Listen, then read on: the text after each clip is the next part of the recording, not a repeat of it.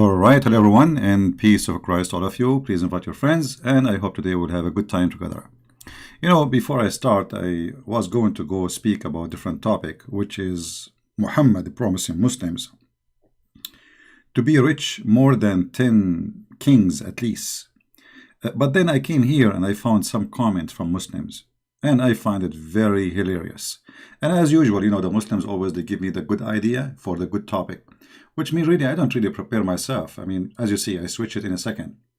So when I saw those comments from the Muslims speaking about how come Jesus is God, but he do not know the judgment day, I said that's a fair question, and it's a very good quality question actually.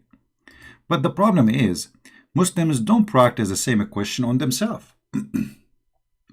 If I ask a Muslim, how Allah is God, but yet he do not know the judgment day, what he will do?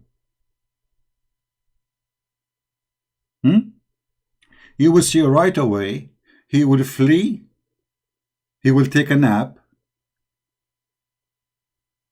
he will start doing barbecue, he will start talking to his wife, but he will never give us the answer. We have a millions evidence from Muhammad's mouth that Allah do not know the judgment day.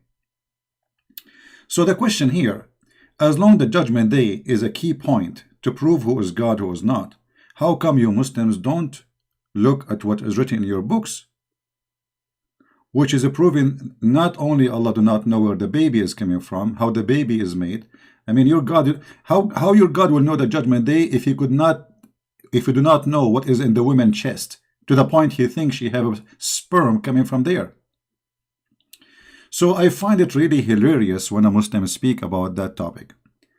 However, let us talk about Jesus. The Muslim, they quote for you a verse where Jesus says, no one knows the hour but the Father, not even the Son. And we explained to them many times. You see, if you read the same chapter, you will see that Jesus, he know the hour.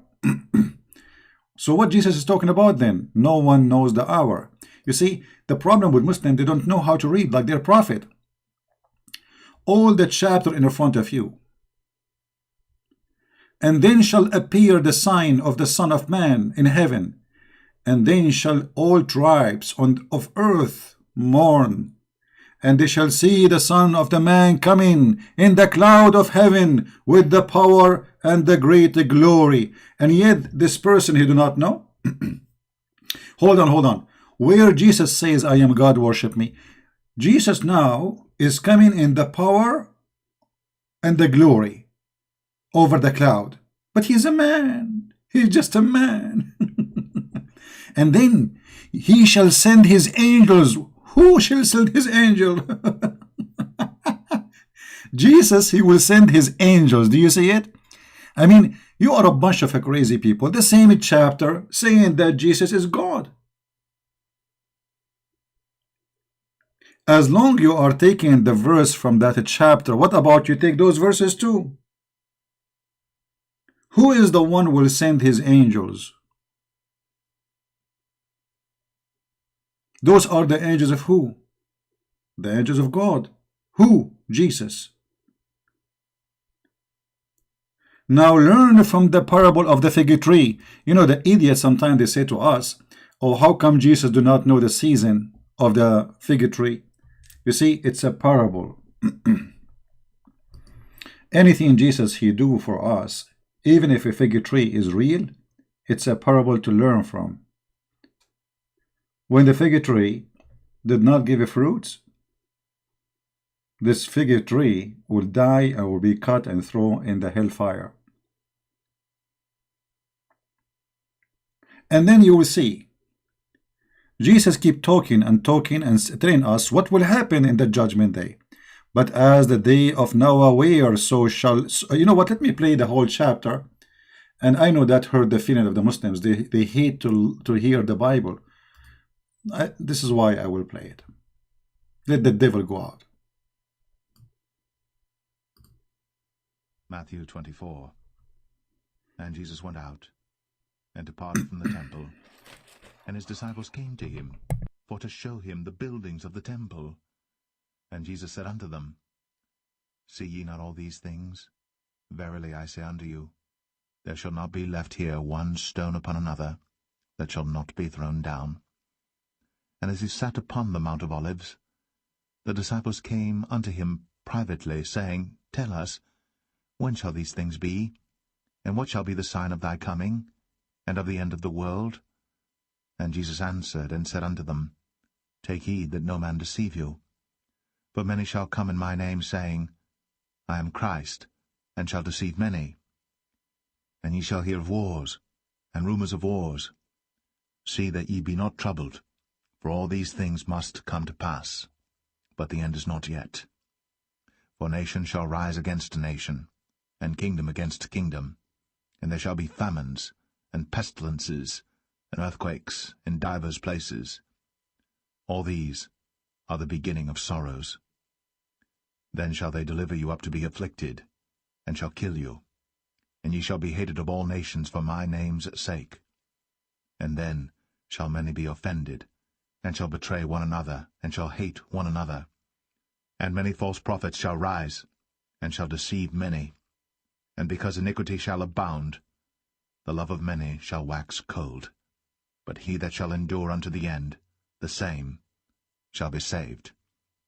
And this gospel of the kingdom shall be preached in all the world for a witness unto all nations. And then shall the end come. When ye therefore shall see the abomination of desolation, spoken of by Daniel the prophet, stand in the holy place, whoso readeth, let him understand. Then let them which be in Judea flee into the mountains. Let him which is on the housetop not come down to take anything out of his house, neither let him which is in the field return back to take his clothes. And woe unto them that are with child, and to them that give suck in those days. But pray ye, that your flight be not in the winter, neither on the Sabbath day.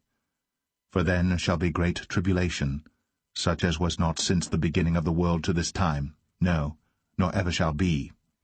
And except those days should be shortened, there should no flesh be saved. But for the elect's sake, those days shall be shortened.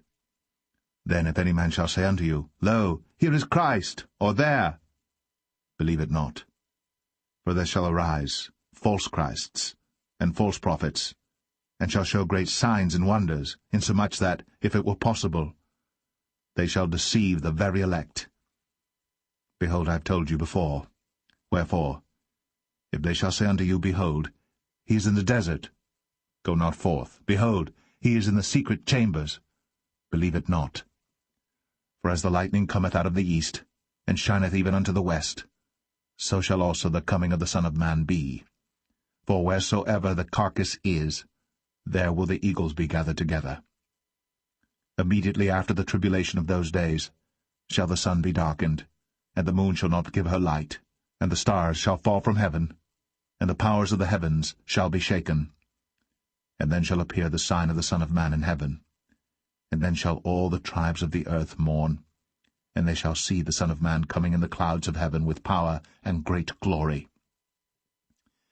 And he shall send his angels with a great sound of a trumpet, and they shall gather together his elect from the four winds, from one end of heaven to the other. Now learn a parable of the fig tree. When his branch is yet tender, and putteth forth leaves, ye know that summer is nigh. So likewise ye, when ye shall see all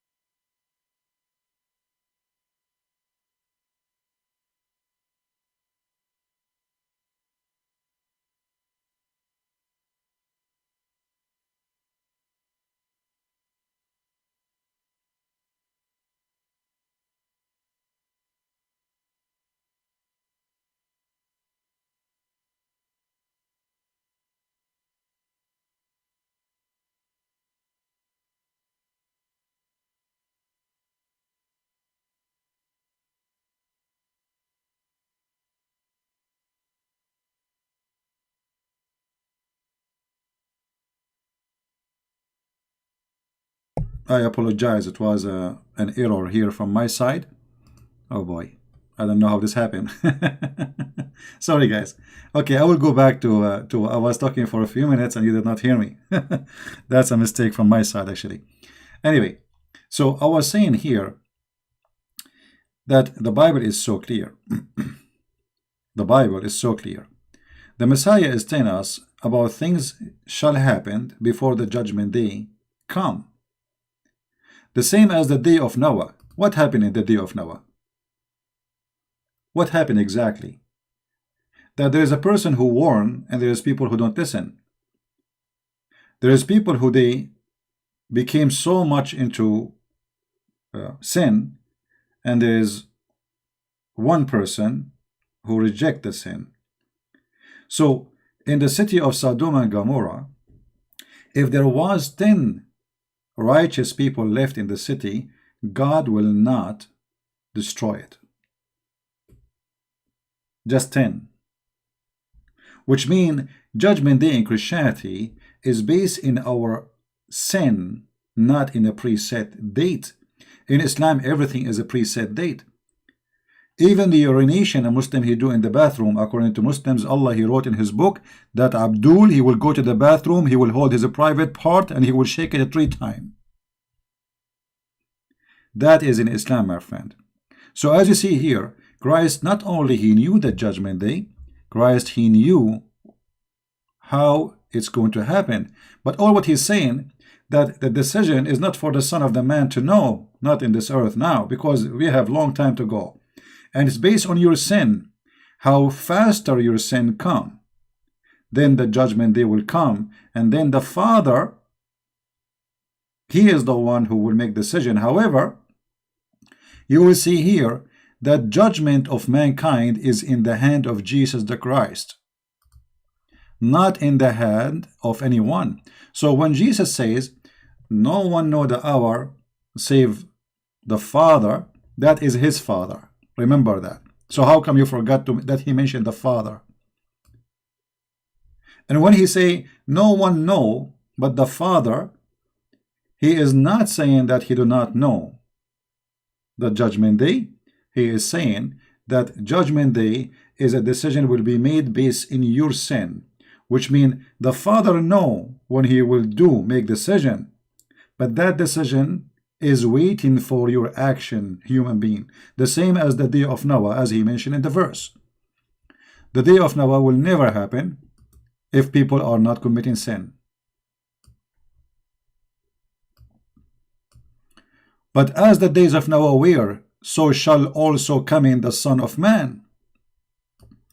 So he is comparing exactly, literally, between what happened with Noah and his people and the coming of Christ.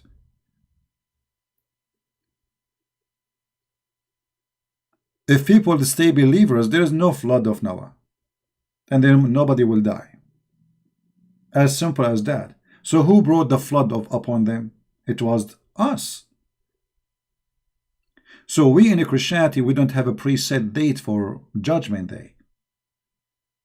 This is what Christ is speaking about. Otherwise, he knew exactly all the sign. As you see, those things will happen. When those things will happen, look what he says here, which is amazing.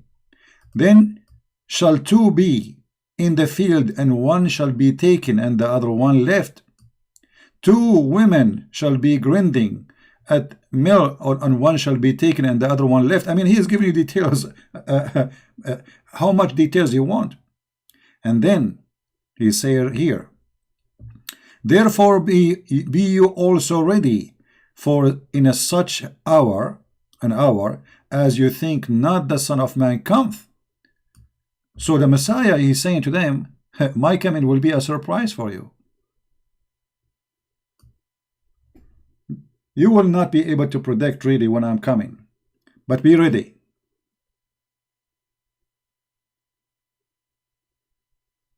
Be ready for my coming. And yet you are saying to me, Jesus, you do not know the judgment day? All of those information he gave you, and yet you do not know? And not only that, Jesus, he is the one who will judge all mankind, as the Bible says. Look what John 16 verse number 30 says.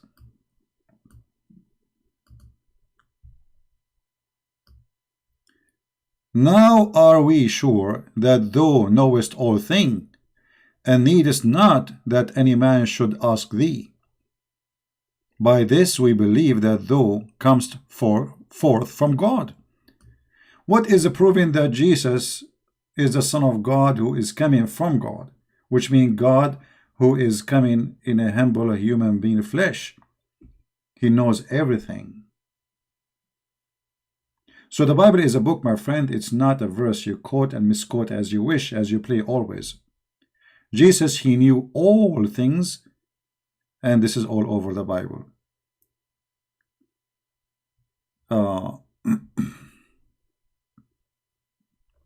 Someone saying, but Jesus said that before he will judge, the last good people will be raised to him in heaven. I think it is not the same like Sodom and Gomorrah, where Abraham. This is different. I mean, some people, they fly with their thoughts. I mean, what does this have to do with my topic? Now, I'm not talking about exactly what Jesus will do. He just told you, the verse just said, that one woman will be taken and other women will be left. A man will be, two men in the field, one will be taken and one will be left. Look like you are not focusing and you are not listening. I'm not saying the same as Sodom and Gomorrah will happen. I'm saying if there is 10 people left in Sodom and Gomorrah, the city will not be burned.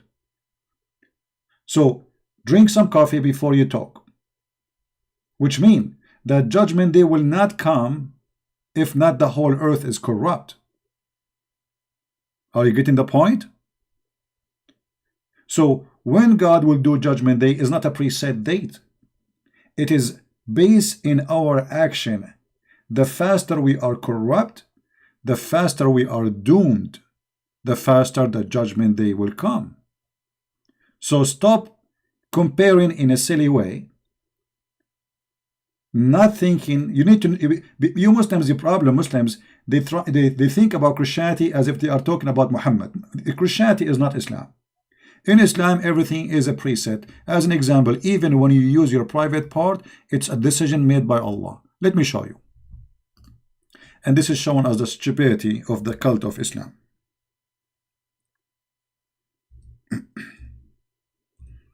I mean, you don't have a freedom in Islam in anything. So when you say judgment day, I mean, what we are talking about, there's no judgment day in Islam because already you've been judged before you are being created. Stupid religion.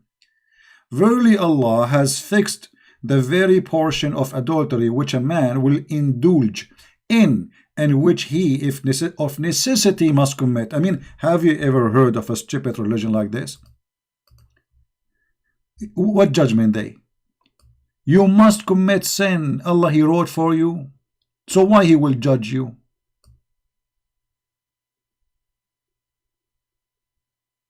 You know what I mean? I mean, what is the judgment? Do you Muslim have judgment day? I mean, judgment day in Islam is the most silly, stupid thing. So Allah, he make you commit sin and then he will judge you for the sin he made you commit.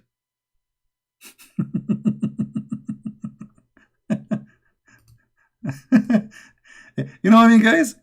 I mean, this is a statement made by an idiot of the village. Verily Allah has fixed the verily portion of adultery which a man will indulge, which means a man will do. Excuse my English, is not good. And which he of necessity must commit. Necessity, you idiot. Necessity, Mr. Idiot. So now I have to commit adultery as Allah, he forced me to do it, and then he will punish me for he forcing me. Did it say necessity to commit? I mean, how stupid this cult is. Muslim Abdullah, you want to call me? Oh, okay. Well, my Skype is not open, Muslim Abdullah. You are scary, my friend. To be honest with you, I'm shaking right now. Let me open your Skype for you so to see how good you are.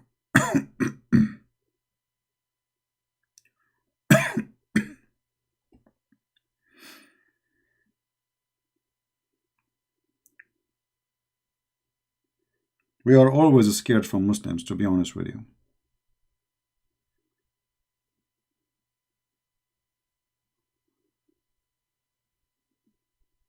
All right. I will log in Skype and let us see Mr. What's his name? Muslim Abdullah.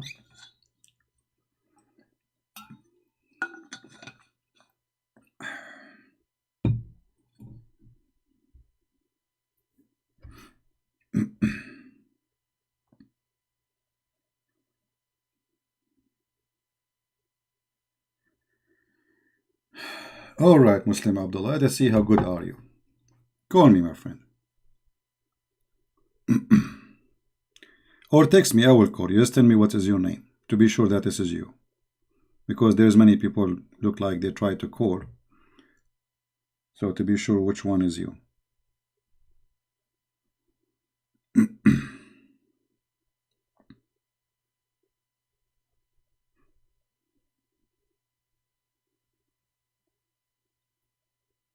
Text me, please.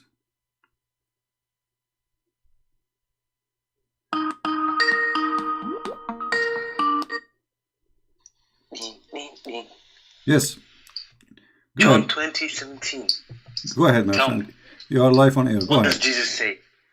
John 20. My God, your God. What does he say? Okay, my God and your God. What does that mean? I have three options for you. Either you accept Jesus is not God, or you accept God has a God, or you accept that the Bible is corrupted. Okay, well, let us see which option works for you. First of all, do you want me to answer you, or you wanna, or you get the answer already? You want me to answer? Are you calling me to answer you, or you will answer yourself? Okay, then answer. All right. Answer my question. Or okay, just let me answer you. Okay, let me answer you. Do the Christian believe? Okay. Do the Christian believe? Hold on. Take easy. Do the Christian believe in God the Father, God the Son, God the Holy Spirit? Sorry? Do the Christian believe in God the Father, God the Son, God the Holy Spirit? Then that verse contradicts your No, I'm asking you yes or no. Either you say yes or you say no. I'm sorry. You believe the Bible is 100% true, don't you? Listen. Absolutely. I just answered you you. believe the Bible You see, 100% true? I corner you in a second, and now you are trying to change the topic. Does the Bible teach that we believe in God the Father, God the Son, God the Holy Spirit? Please answer. Don't change the topic. You asked me a question. Let me get you busted. So God the Father, God the Son, God the Holy Spirit. Is Jesus says did Jesus says that he is obedience to the Father? Please answer that. I'm answering you. Did Jesus say in the Bible that he is obedient to the Father? I don't know. Did he? Yes, he did. And this is why he said, my God and your God. And you got busted. And now I'm going to ask you. Don't use the F word, idiot. Filthy coward. Don't use the F word. Okay, I'm not relax. Why you are using the F? Why you are using the F word? Why you are using the F word? Now listen. Do your God know the judgment day? Do your God have the shut up? I answer you about your question. It's my time to ask you a question, please. To the Jews, Can I am a Jew. To you, I am you. To the free man, I am a free man. To the slave, I am a slave. Thank you very much. What? You are what? Tahiyya in Christianity. Potato. Are you going to hang up now? No, I'm not gonna. I'm asking you in front of me. I have a hadith. I answered you. I have a hadith about your God. Let me talk. You see, they say I hang up on Muslim. He will not let me talk. Question. Look. Okay. He's like a machine. I believe. He's like a machine. He's like a machine. Are you going to let me? Are you going to let me talk or no? Please answer this question. I answer you already. It's my time. One question from you, one question from me, please, if you don't mind. If you don't mind, you ask me a question. You ask me a question. It's my time to ask you a question. Please be a man. Is that okay? Please. Okay. Do you believe Jesus is God? Okay. I just answered you about the first question you asked me. It's my time now to ask you a question. Can we do that? Can we do that or no? First, clarify. You see, my friend, Jesus not only my God, he is your God and the God of Muhammad, and Muhammad will kiss his shoes, and Muhammad will be judged by the shoes of Jesus. Now I answered you. Now, can you please answer me? Can you answer me about this? How your God control your penis and he make you commit adultery, and then he will punish you for how your God will punish you, you idiot? Are you going to keep talking? Shut up. The Bible is exposing you, Christian. The Bible is exposing you. You are a coward. You will not let me talk. This is the whole story, isn't it? Okay, I'll let you talk. Answer that question. It says here, it says, I answer you already. I say it. Verily Allah has a fixed portion of adultery which a man will indulge. My father, your father. I answer you about that. Are you stupid? Are you going to repeat the same question again and again? Are you stupid? Okay, so how your God, listen, coward potato, how your God will force you, how your God force you to commit adultery, and then he will punish you for committing adultery. Explain to me. You're deflecting. No, I'm showing you the hadith in the screen. It's in front of you. Allah has fixed the very portion of adultery. I answer you about your question. You are stupid or what? How many times I have to repeat? I did. I said to you. I said to you. Jesus said that he is obedient to the Father. Jesus said, my God and your God. For Jesus, he teaching us that there's God the Father, God the Son, God the Holy Spirit. Now you have to answer me. What kind of listen? No. Hold on. You can reply. You did reply already. You are a potato. Are you scared for me to reply? No, you will reply. Hold on. I will let you reply as much. I promise you. I will never hang up on you. But one question from you, one question from me. Otherwise, I will hang up on you. One question from you, one question from me. Either you say yes, or I will hang up on you. Okay. Why you running away? Well, I answered you. It's my turn, my friend. It's my turn to ask you a question. The same way you asked me. I answered you. Now, how your God is ordering you to commit adultery and he's forcing you to do it, and yet he will punish you for doing adultery. The mic is yours. Go ahead. Read the hadith, please. It's in the front of you. Read it. Are you blind? Okay. Let me research. Well, say again. What do you mean research? The hadith in the front of you. The hadith in the front of you on the screen. Tell me the source. The source, it is da'if hadith. I said where what book? It's a book of da'if. Book of da'if. Huh? The book of da'if. Yes, book of da'if. Hadith number. What does da'if hadith number. This is the name of the book. The da'if hadith. The book of weak. Yes. The book of da'if hadith. Yeah. Da'if weak. Yeah. It's weak. Listen, I'm showing you the hadith in the screen. Please read it and answer me. What do you want from me? It said book of da'if. Yes, the book of da'if. You are getting exposed by the hadith itself. Well, why you don't answer me? What kind of God he forced you? What kind? Read the hadith and then we will see what book it is. Read the hadith first. What does da'if mean? Please, what does da'if is you, like your God. Your God is da'if. Your God is weak. Your God is a weak God. We know that. Now this is the question. Why don't you tell your ignorant friends? Listen. Why you will not answer? Why you are avoiding the answer? Why you are avoiding the answer? You are in trouble, right? What kind of God? What kind of? Why don't you say that? What? Why don't you tell them that it is a da'if hadith? I just told you. I told you this is da'if hadith. You're telling me right now because I told you to give me the source. Okay, and now are you going to answer or not? It's a da'if hadith. So? What do you want from me?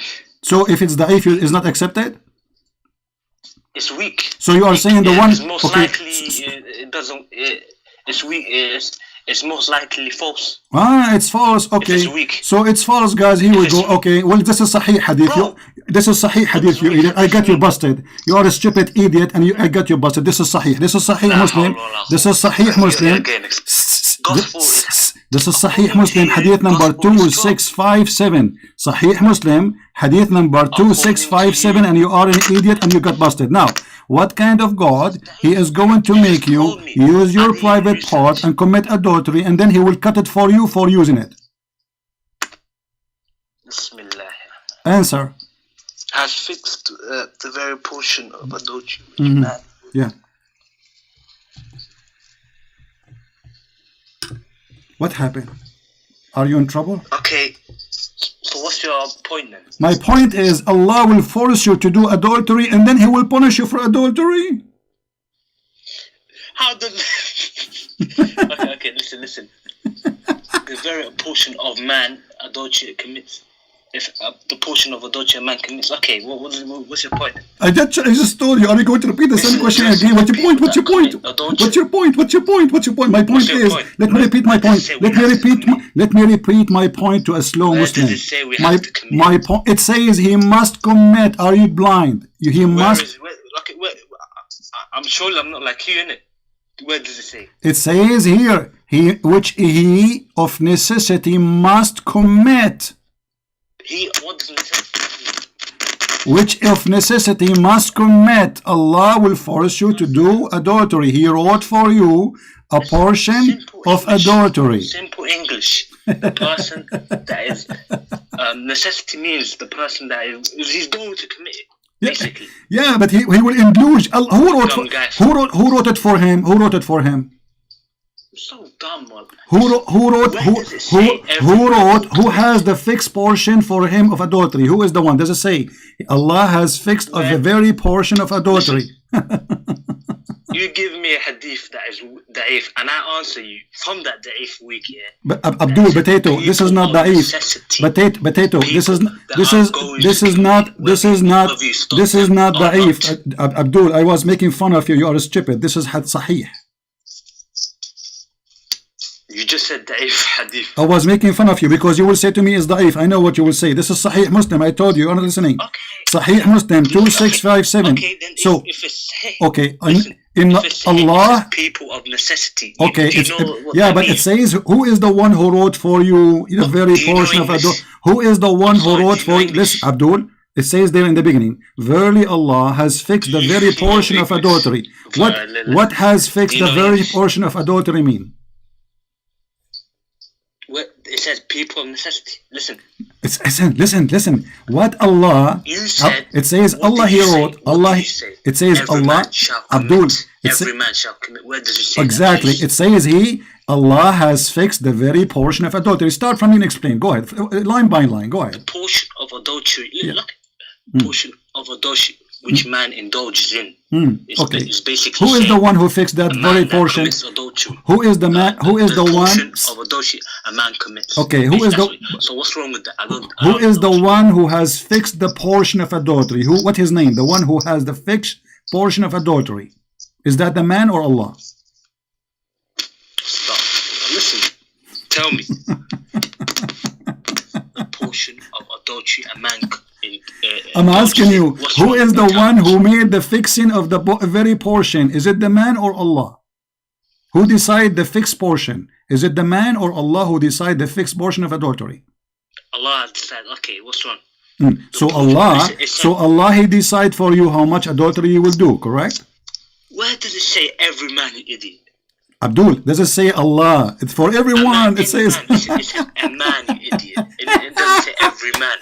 Every man? Okay, so guys, this is not for every man. This is for who? This is not for every man. Okay, this is for who? Okay, hold on. Okay, it says which a man will indulge. Shut up. Just go stupid. Let your mom call me. I don't want to talk to kids. What a stupid potato. I thought you are a man, you are a kid, you want to just shout and make me lose my voice.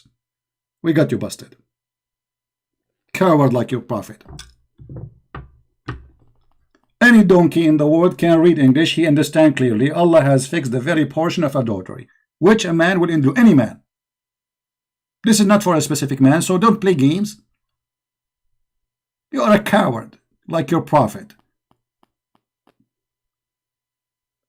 So what judgment day?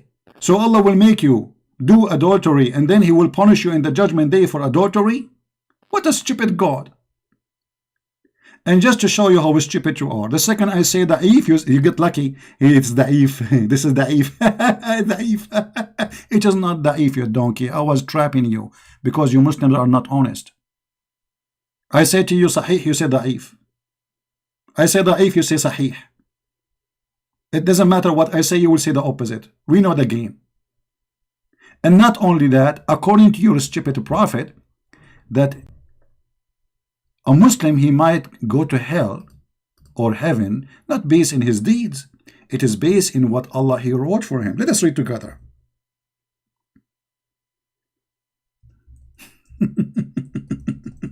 My God and your God.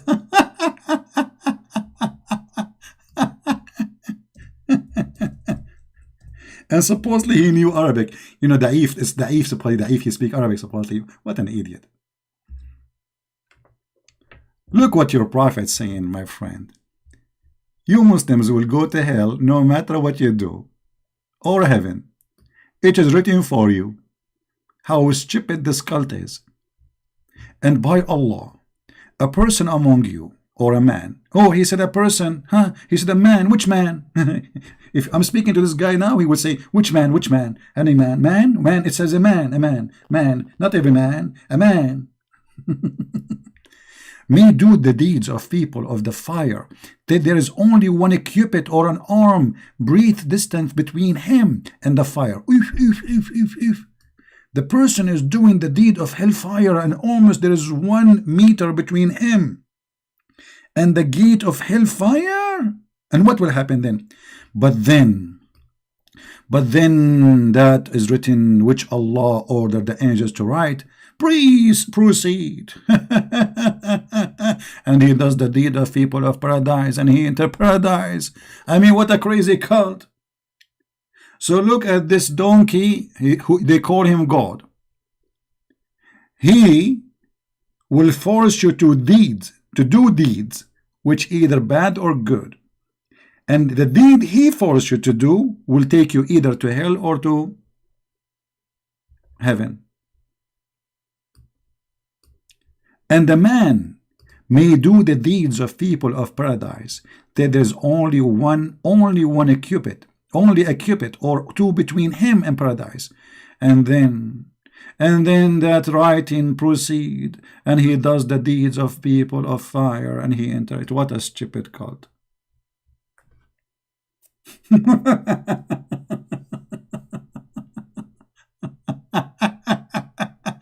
So you see, we give even stupid children to call us chance. And look what happened to them. He starts lying, fabricating, says that this is not about every man. But as you see, we confirm it. This is for every human being. Muhammad is not talking about a human being only, talking about every human being. When he say a man, it says any man. And here we ask ourselves, if Allah will send me to hell or to heaven based in the deed he wrote for me, so what believing in Islam mean? And what praying mean? If at the end of the day is what wrote for him, it's going to happen. Read carefully. This is a different hadith. It says, by him beside whom there is no God, that one amongst you, the guy now he's calling me, he says, see, one amongst you, not all of us. You act like the people of deserving paradise. Enter between him and paradise, there is a remain of a distance of a cubit. When suddenly the writing of destiny overcome him, and they began to act like the distance of hell, and thus enter hell. Do you see it? Stupid cult. Stupid cult. What judgment day? There is no judgment in day in Islam. I mean, the idea of judgment day in Islam is stupid, because already the judgment is done. Correct, guys? Isn't this is what this hadith is saying? Why you need judgment day? It's written. It's already written in the book of Allah, the deed which is forcing you to do, which will make you go to heaven or to hell. So the idea of judgment day in Islam is a stupid idea. This is number one. Number two, the belief in Islam is a stupid belief. Because as you see, here we go. Let us say another one act the way of distance of hell. Let us say this is a Christian prince. He's a bad person. Until there is remain between him and hell distance of a cubit. That the writing of destiny overcome him, and then he began to act like people of paradise and enter paradise.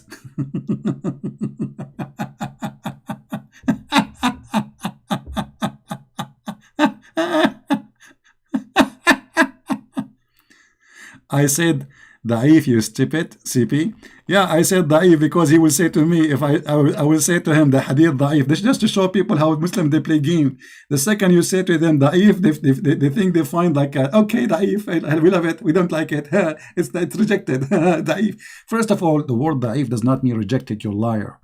Da'if, it means it has a rank and it's accepted. This is why they call it da'if. Da'if, go and watch the video of Imam Hamza, Sheikh Hamza. He says to you, those who say that they come with the da'if, the da'if argument, they have weak hadith, they come with weak argument.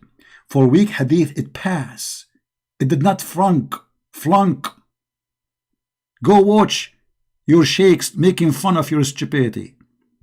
So the second I say to you, this is da'if, you love it.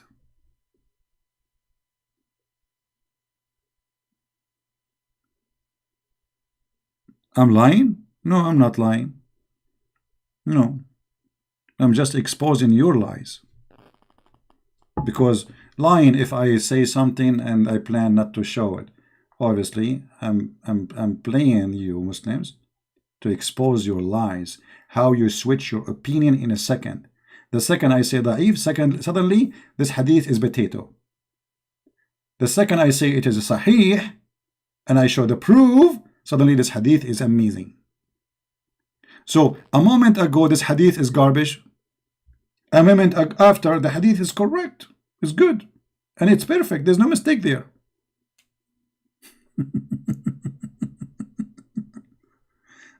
Oh boy. And look at this, look at their strategy. If they call you, they will not let you talk. How Jesus says, my God and your God. I got you. You idiot. Christianity believe in the Trinity. You idiot. God the Father, God the Son, God the Holy Spirit. You idiot. So do God have God? Do God have God? Well, and let me go with your logic. If we go in the Quran says it is your God, Allah. Who is talking? Who is talking? Allah. Okay. Who is the God of Allah? How Allah is saying in the name of Allah if He is Allah?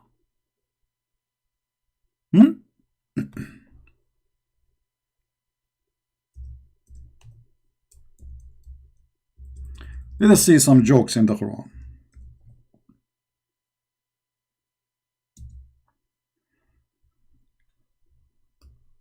Look at this. Allah says, I'm using the Indonesian translation. Let us switch to English. It is He, Allah. Look, it is He. It is He who. He who. Ha he ha. It is He. Allah saying it is He who has created for you all things. It is He who. Who's talking?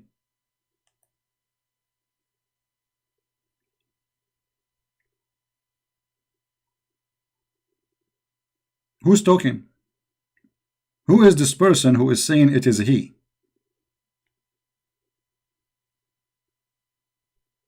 Anyone can tell me? It is He. What a crazy cult. Oh, this verse is da'if too. If Allah is talking, why He is saying it is He who has created you all things? Obviously, this book is written by a man. He always forget to switch. The author, he's telling us that Allah is the one who created everything.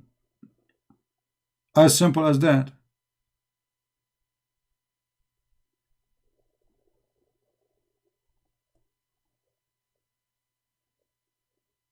Do we have any Muslim? He's a little bit decent. He would like to call me, and he will not screen, or he will let me talk. Anyone? Any Muslim have little decency to let me at least talk? I mean, it's my program. They will not let me talk.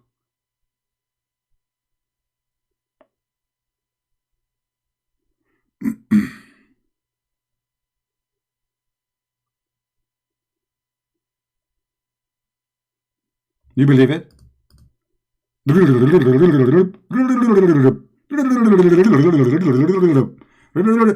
know, the reason they will not let me talk because they are scared. Like when Mimi Hijab, he said to the Muslims, do you want me to debate the Christian Prince? The Muslims, they believed him. They thought we are going to debate. The second we called him, you know, Christian Prince, play this video, mute him, shut him up. They will not let me talk. Cowards, potatoes. Where is the debate?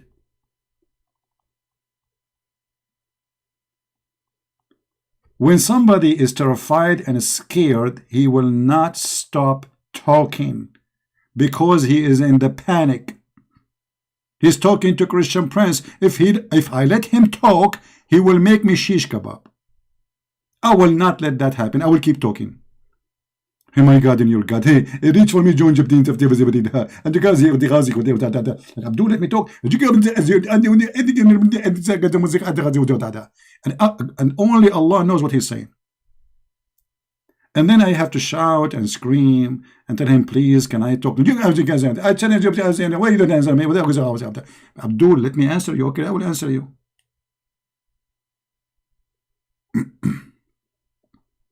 Tapi, we don't want to change the topic now. Today's topic is about the Judgment Day. Let us go back to the Judgment Day.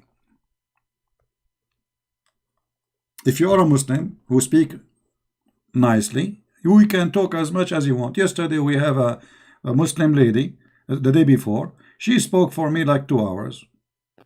Right? I let her say whatever she wants. Just speak nice, let me talk, you will talk, and everybody will listen. As simple as that. Well, Abdullah, we are scared of you because you are a radio machine. You will not let me talk. You are a potato. I want an adult. I don't talk to kids. You prove to me that you are not an adult. Look how many lies you said to me. Anyone is watching, he will laugh at you. You said this hadith here is not about every man. It's about a man. And you said to me where it says that Allah will force you. We showed you second hadith, which is saying clearly that you must commit. It's a destiny. It's a destiny. You have to commit. Do you see? Do you see how many hadith I have against you? So you are a potato. There's no point of speaking to a kid who just want to shout and scream. I'm not a kid. You see, I speak to kids in your age because your age is not really the age of years, the age of your brain. So I'm not a kid to speak to someone with your brain who will not let other people talk. Learn the manner first. You ask a question, I give you the answer. I ask you a question, you answer me. And when you try to lie, people will laugh at you.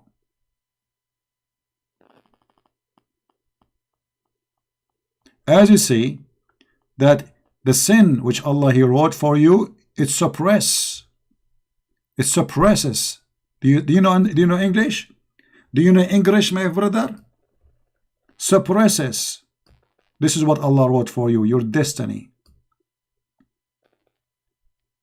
It's not a choice. And then that has been written by the angel, surpasses.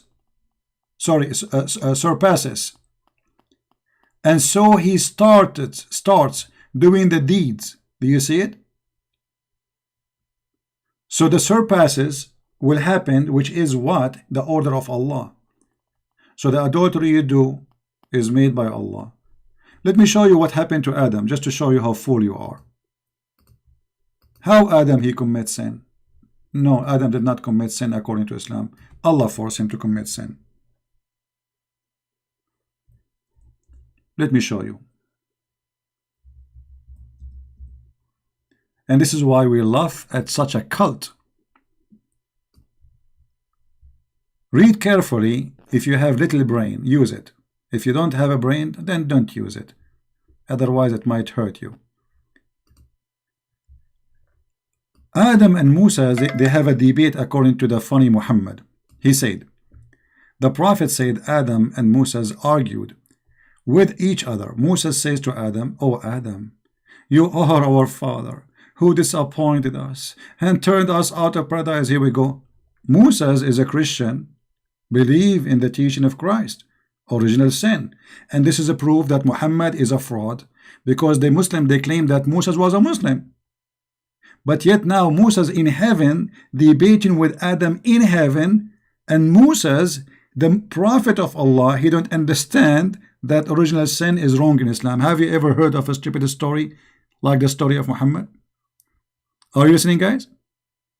The story here proved to us that the Muslim argument that Moses was a Muslim is a big bust to Muhammad. We got him busted and we kick him in his bum. Moses here believe in the original sin. Obviously Moses cannot be a Muslim, because whoever believe in the original sin, he is obviously Christian, or taking his teaching from Christianity. So how Moses is a Muslim? Moses is a Muslim. You're right. And then Adam said to Moses, Moses believed in the original sin. He said to him, "Oh Moses, Habibi, Allah favored you with his talk, Habibi, and he wrote the Torah for you, Habibi, with his hand, Habibi. Do you blame me for an action which Allah had written in my fate 40 years before my creation, Habibi?" I mean, have you ever heard of a stupid story like this, Habibi? So Adam, he been forced to commit sin, and his sin was a destiny, was a fate for him 40 years before his creation, Habibi.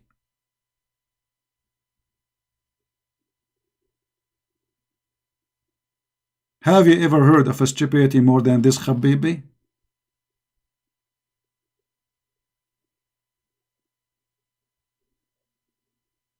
So when this liar, he deny, he say, "No, we don't believe in that, we get you busted. You are the same as Mimi Hijab, who said to David Wood, he says, Allah has part. Who said so? Who said so? Allah said so. Muhammad said so." So we have no time for stupid talk, my friend.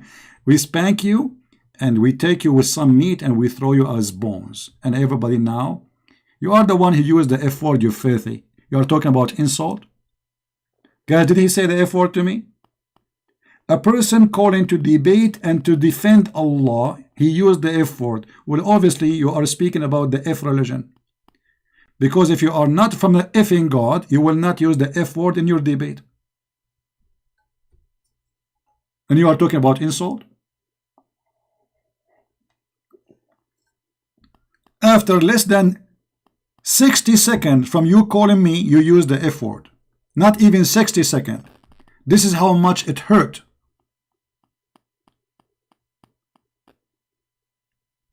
Even though I did not hit your bum yet. And you are talking about dignity. You said the F word is recorded, and I said to you, why you are saying the F word? Everybody hear it. Guys, did I say to him why you are saying the F word? It's recorded.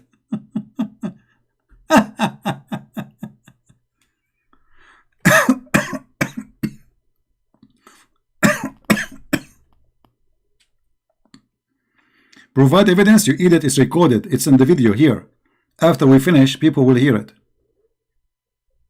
No sound? Oh, look like I have a bad broadcast. Oh boy.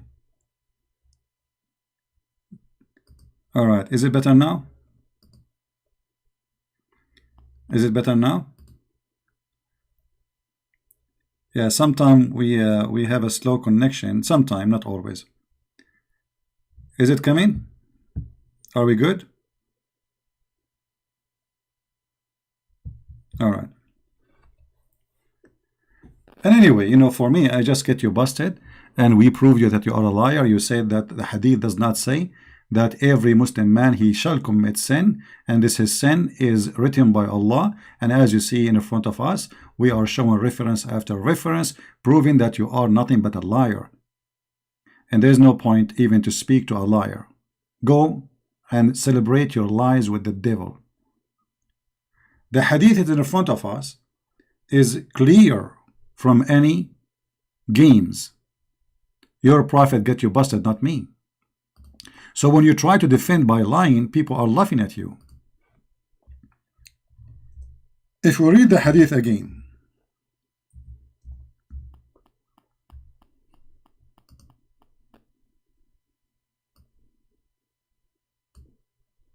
Don't talk about insult. You are a Muslim who call us najis, call us pigs, call us dogs, call us donkeys. You call us all names, and you are talking about insult, and you use the F word, and you attack us, and even you use violence, and you kill us, and you kidnap our women, and then you talk about insult. Suddenly a Muslim, he play a victim. After we spank him, he play a victim. Anytime you lose your voice, just refresh YouTube, refresh your page. Just refresh your page. So read carefully with me. Verily Allah has fixed the very portion of adultery which a man will indulge in. Which a man what? Will indulge. Which a man. Which man? Any man. Mankind. Any man.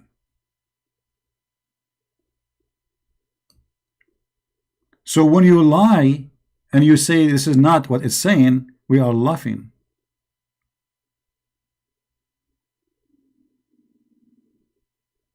And there is no point of me to talk to you.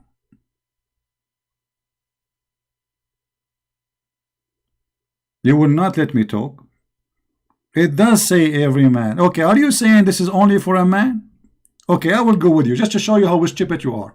Guys, it is a man, not every man. Okay, why Allah will write for a man the adultery he will do as destiny? I will go with you just to show you how stupid you are. What kind of God he will force a man to commit adultery? Okay, Abdullah, you see, obviously your IQ is extremely high, and this is why we could not understand you, my friend. Let me take a screenshot of your words so everybody will laugh. Selfie with Abdullah. Guys, it doesn't say that CP. What? It doesn't say that CP. It doesn't say what? It doesn't say every man CP. It says what then? It says a man.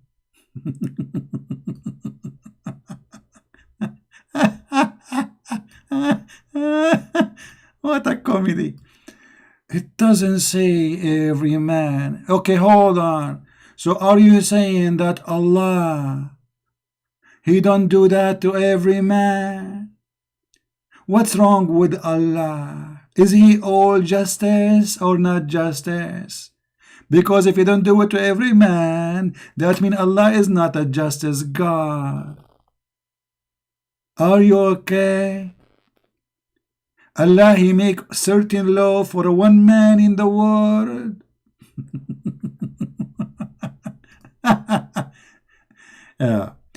Abdul, when your prophet, he said, just to show you first how stupid you are, in Arabic it doesn't even say a man. It says, Inna Allah kataba ala ibni Adam. Allah, he wrote for the sons of Adam, you donkey. Do you see how we get you busted? So you play a game, and you go left, and you go right, and you go up, and you go down, and then we spank you with no mercy. Does it say the son of Adam, you idiot? Who is the sons of Adam? Obviously not you, because you are a son of a donkey, maybe. Are you son of Adam or a son of a donkey? If you are a son of a donkey, then you are exception. The hadith isn't about you. If you are a son of Adam, then this hadith is about you. Do you see how stupid you are, Abdullah? Are you there, Abdullah? Abdullah, are you there with that? I'm not insulting. You are the one saying to me, just get out of here, man. Get out of here. Let your daddy come back. You get busted, and this is recorded, and people will, you became famous, my friend. This video, I want you to download this video, put it in the channel. Tell them I called Christian Prince, and look what happened. Don't come here again. We want adult. So look how they lie and they try to manipulate the story, to cover the story and to cover the shame of their God. The God saying that in Muhammad, that the son of Adam will commit sin, not just a man. This is translation saying a man. In Arabic it says, you know what, let me do this, just to show this idiot that we don't lie like him and like his prophet. We don't, we are Christians. Here we go. This is, I will do this in the front of your eyes, guys. I will click translate to English, and we will have two translation, which mean the translation which is in the left here, translated by Muslims, and the translation which is in the Arabic text, which is going to be translated by Google. Is that fair? Let us see what it says. Read with me. Read with me. Do you see the word said? What language is that? I don't know for what language translating. I think it translating to Indonesian. Hold on. What is that? I want to translate to. What happened here? How we can switch the translation? Oh boy. How we can change the translation? Translate, no. Okay. Hold on, let us see how we can switch to English. I mean, what is that? I think Google is convinced now that I am in Indonesian, maybe. Or hold on. Here, maybe. Okay, translation option. Okay, original. Translate option. Change language. All right. Unknown page. Translate language from Arabic to English. Okay, let's see here now. Maybe now it's going to work. Hold on.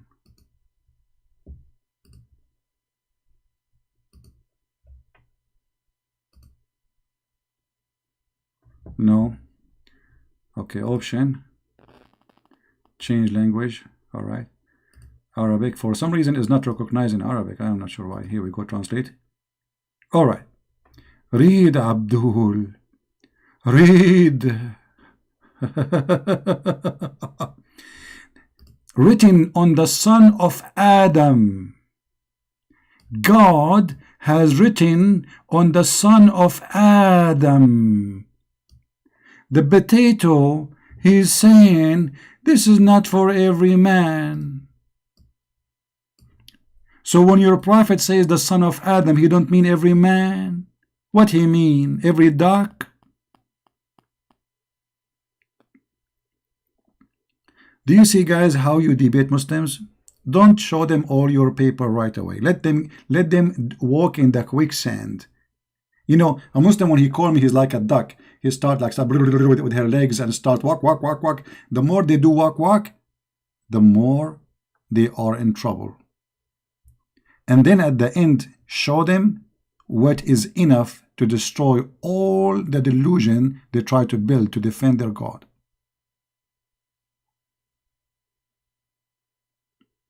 So it says the son of Adam, and here right away we notice that Islam cannot be from God, because what kind of God? He will punish me for sin he forced me to do. I mean, what is that? How this can be from God? So this God, he made me get horny and go and have adultery and sleep with women, and this is what he decided for me to do before he created me, and then he will punish me for doing what he ordered me and forced me to do. Have you ever heard of a stupid religion more than this?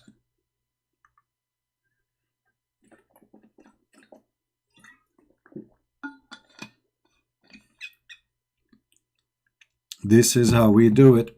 If you are a Muslim would like me to call you, please text me. I will be happy to call you. But please take into consideration. If you want to talk to me, let me talk. You see, we are not like Muslim channels. We will not let you talk. We will let you talk as much as you want. Just let me talk. I mean, it's a conversation. It's not a person calling to shout. So if you are going to call me to force me to shout and scream and ask, please, can I talk? I mean, it's my program, and yet you Muslim, they will not let me talk because you are terrified. I understand.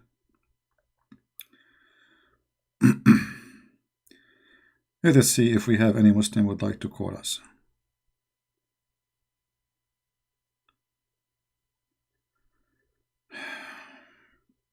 I hope people will stop sending me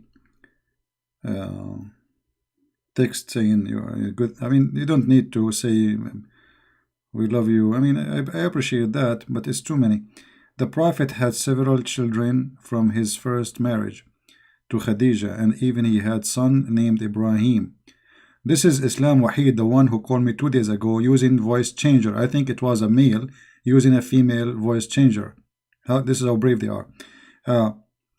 And infant in 10 years. Okay.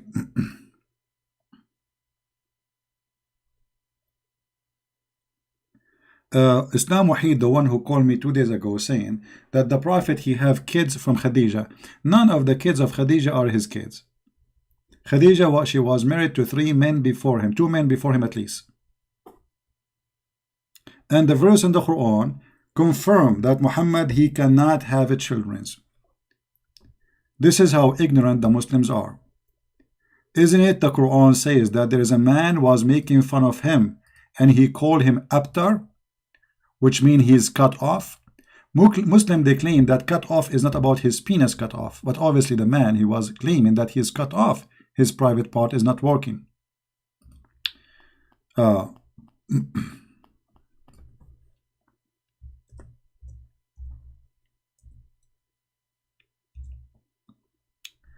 Chapter 108, a verse from the Quran, is speaking about something very silly, very stupid. It cannot be from God. It is from Muhammad, who been insulted by a man who was making fun of him because his private part is not working. And look at this verse. I mean, have you ever heard of a chapter is 3 verses? That's it? Can't you make it longer, bigger, taller, shorter?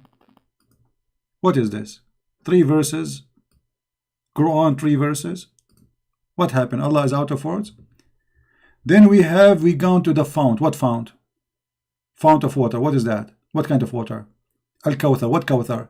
It's a river. What river for what? I mean, look at the connection between the verses. They're stupid.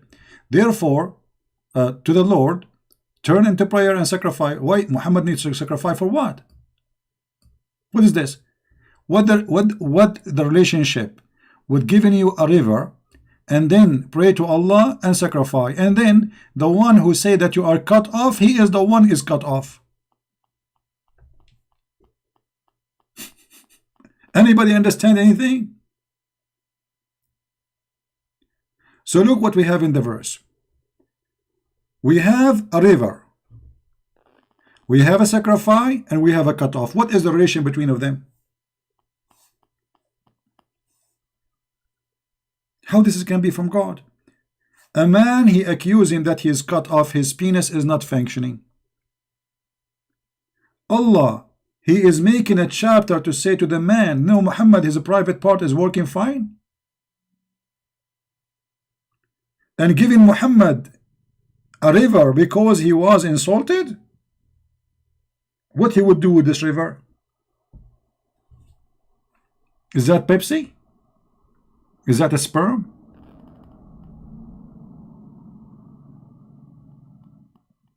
This is a chapter. I mean, can you call it even chapter? Imagine, this is a chapter. Chapter 108, 3 verses.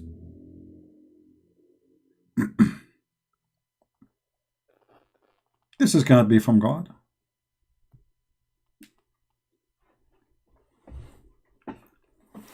And then the Quran says that Muhammad was not the father of any of your children or your men.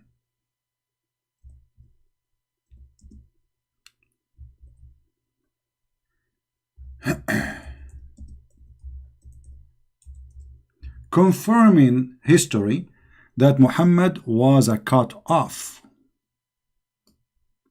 Unless you want to say the Quran is weak, which is, I agree, it is weak.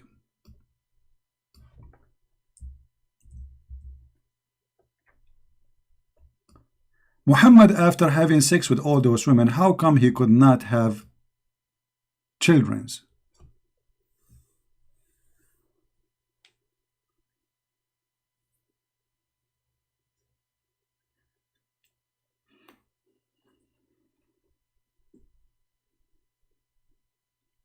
Remember, Muhammad, he claimed that he invoked Allah and he sent him a dish of shish kebab. He ate it, he got the power of 40 men in boom boom.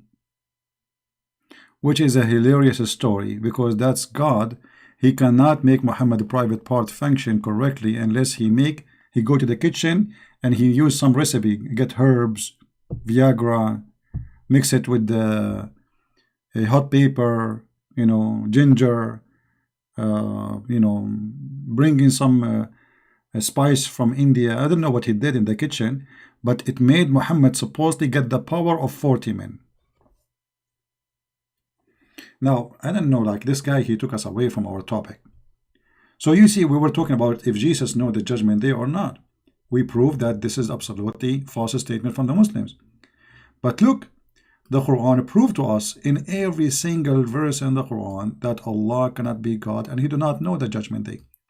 Let us go to one verse in the Quran which is enough to prove to us the whole story.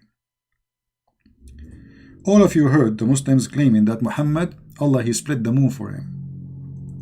But nowhere in the Quran it says that, by the way. It's a very stupid verse.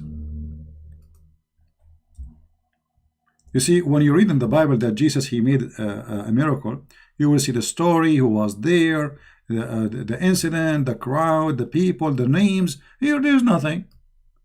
Chapter 54, verse number 1.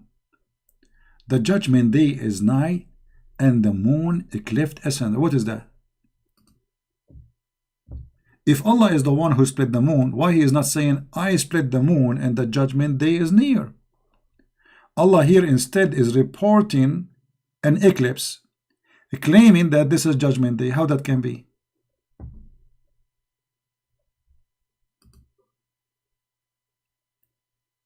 You know what I mean? Do you see it? And the one who is saying to me, go back to Egypt, Copt, don't worry, we are going to go back to Egypt and we will take it back. This is the land of the Coptic, we will have it. Always the land come back to the real owner.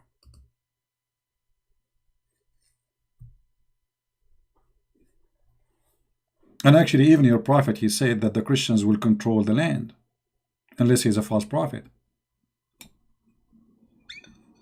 How that can be? This is a prophecy made by Muhammad God 1400 years ago, and until now the judgment day did not happen. Do you see it?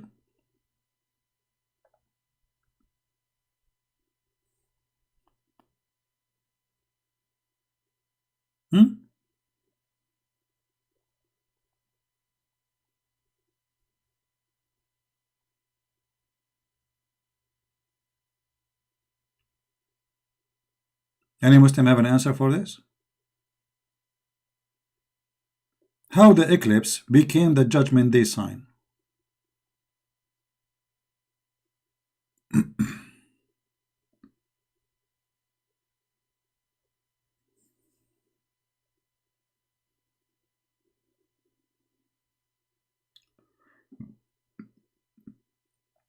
People asking me to make videos with subtitle in Indonesian. You guys, do you think I speak Indonesian to make subtitle in Indonesian? How I would do that? This is your duty, not my duty. Download my video and add Indonesian subtitle. So you want me to speak, to fight, to debate, to lose my voice, to spend the night up, and then in the top of that, after I finish, I go and I add subtitle in a language I don't speak. I must be, that's that James Bond. All of this I have to do, add subtitle in Indonesian. I don't speak Indonesian. So it's not enough for me. I'm making the videos, fighting with the Abdul, and you are having fun watching. In the top of that, please add subtitle in Indonesian, brother. Okay, I feel like I'm a waiter working in the restaurant. What is missing is, where is the salt? Do you have tomato? All of this I have to do. So what you do? What do you do? You watch me? Thank you. I don't know what to do. I mean, you cannot make people happy. It doesn't matter what you do, even if you cut yourself pieces. Hold on, let me put. By the way, the Muslims always destroy me. Guys, I am #1 person who order glue from Amazon.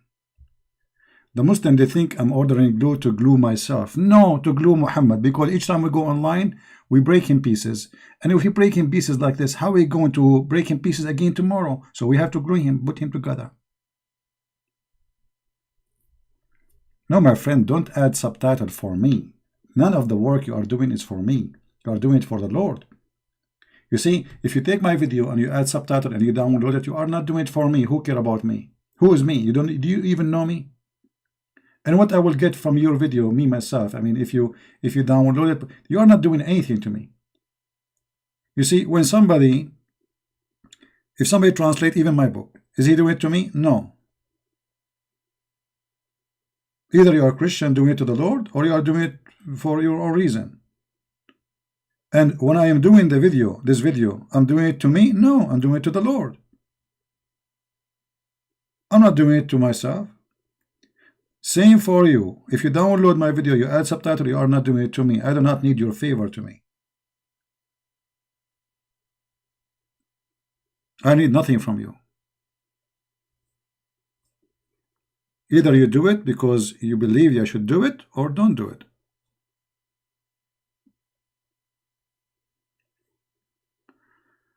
All right.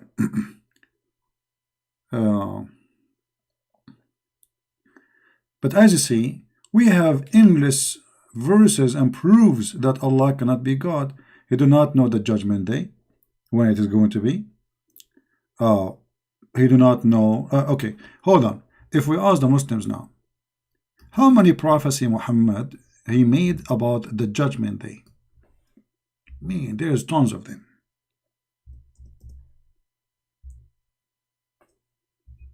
Each one of them is hilarious. Is what? Hilarious. Let me show you one of them. One of the signs of the judgment day.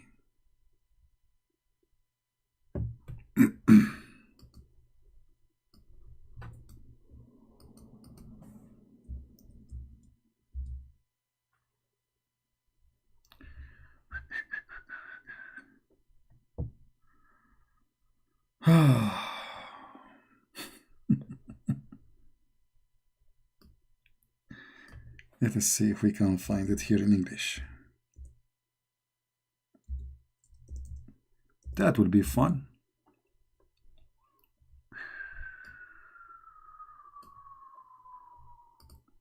Let me show you this one.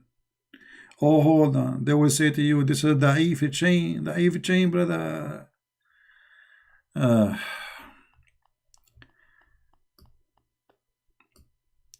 Al-Jassasa.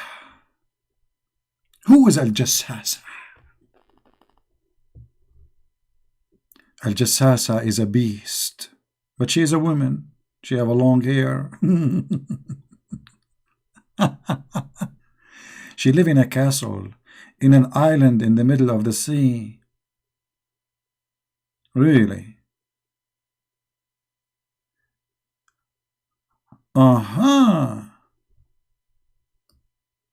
The Messenger of Allah said one day, from the pulpit, when some people were sitting in the sea, like Jack Sparrow. Are you there, Jack Sparrow? Their food was finished. They are out of sandwiches. An island appeared to them. They went out seeking the bread. They were met by the Jassasa. Between two brackets, the Antichrist spy. If. I said to Abu Salama, what is a Jassasa?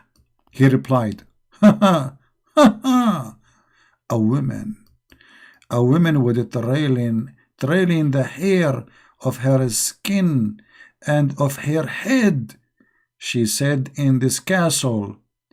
He then narrated the rest of number 1, blah blah blah, tradition, hadith, etc. So what is a Jassasa? And look how Muhammad is confused.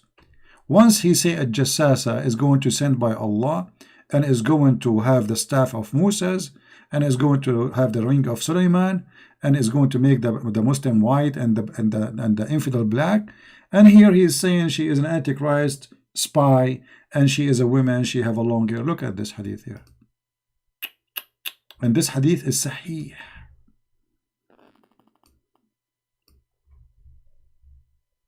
The message of Allah. One delayed the congregational night prayer. Why he delayed it? Isn't it the prayer is important? No. He came out and he said, the talk of Tamim, Ad-Dari, the guy, his name is Tamim, he told him a story. Muhammad, you believe it? It's from God. That's it.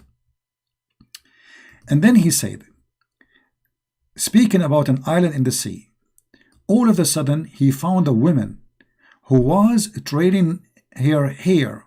He asked, who are you? She said, I am the Jassasa. Go to that castle. So I came and I found a man who was trailing his hair, chained in iron collar, and leaping between the heaven and earth. This is in the castle of Dracula. I asked, who are you? He replied, I am the Dajjal, the Antichrist.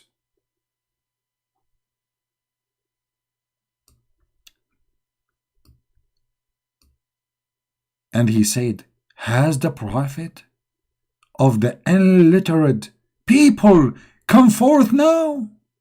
I replied, yes. He said, have they obeyed him or disobeyed him? I said, no. They have obeyed him. He said, that is better for them.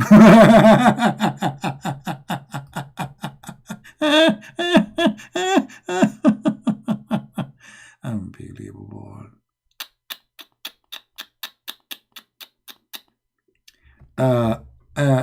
Ahil, how are you? Ibn Farouk, are you a person who is born again cult invented in the 950? Farouk, you are an idiot, a donkey, because the Bible says, which is written 2,000 years ago, about be born again, you idiot. So what 1950? Don't you know that the Bible speak about being born again Christian, you idiot? And this is a book written 2,000 years ago, potato. You are a follower of a cult. Focus with me with the Jassasa now. Here we go. The Antichrist is in jail in the castle of Dracula. And you're a prophet saying that this is a true story.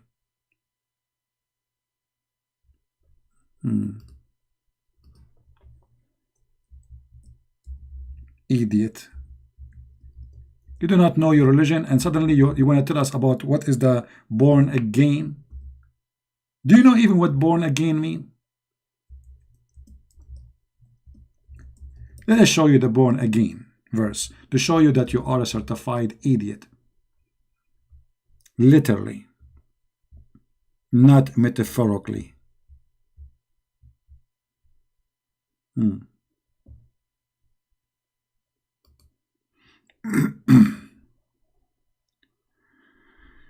If we go to John chapter 3 verse number 3, 2-3 will hit in the head of the Muslim.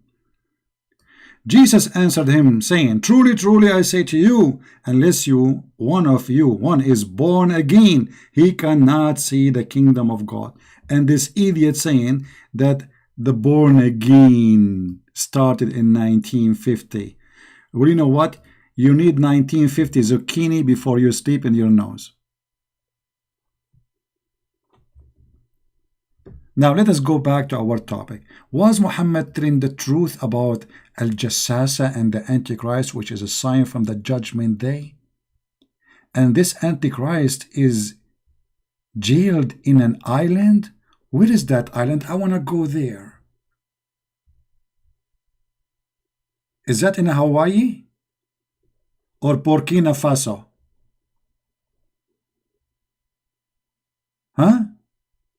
The guy, he told him a story right away. Muhammad, he started teaching it and he added to his religion. The guy, he just told him a story. The signs of the Judgment Day. Do Allah know the judgment day? Who is a Muslim who is willing to call me and prove to me that Allah, He knew the judgment day? As I know, Allah do not know even how the baby is made, so how He will know the judgment day? The signs of the judgment day, Muhammad, he said,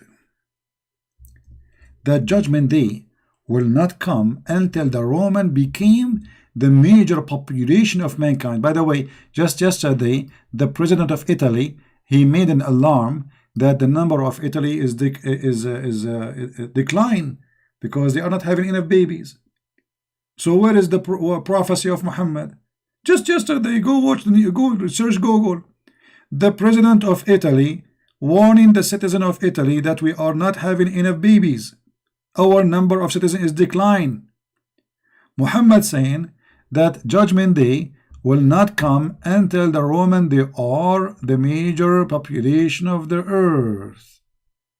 How that happened, brother?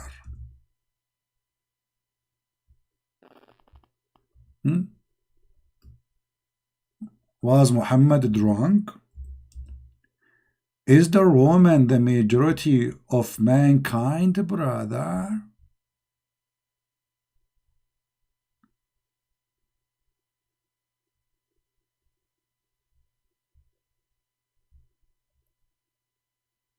Let us see the hadith. Hold on.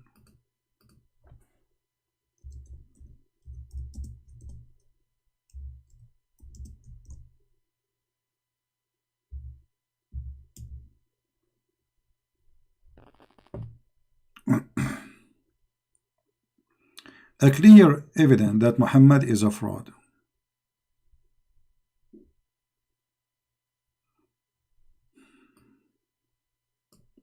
When judgment day happen, according to Muhammad, the Roman, they will be the major population of the earth, the dominated. I heard Allah Messenger. Hold on, they will say this is da'if. No, this is not. Sahih Muslim, hadith number 2898. B. I heard Allah Messenger saying, the last hour would come when the Roman would form the majority amongst the people. I mean, how the Prophet, he knew this, man. Look at the Roman. Look at the Roman. They are the #1 population in the world. For sure Muhammad knew about the judgment day. His God told him that. Allah, he knew. Huh?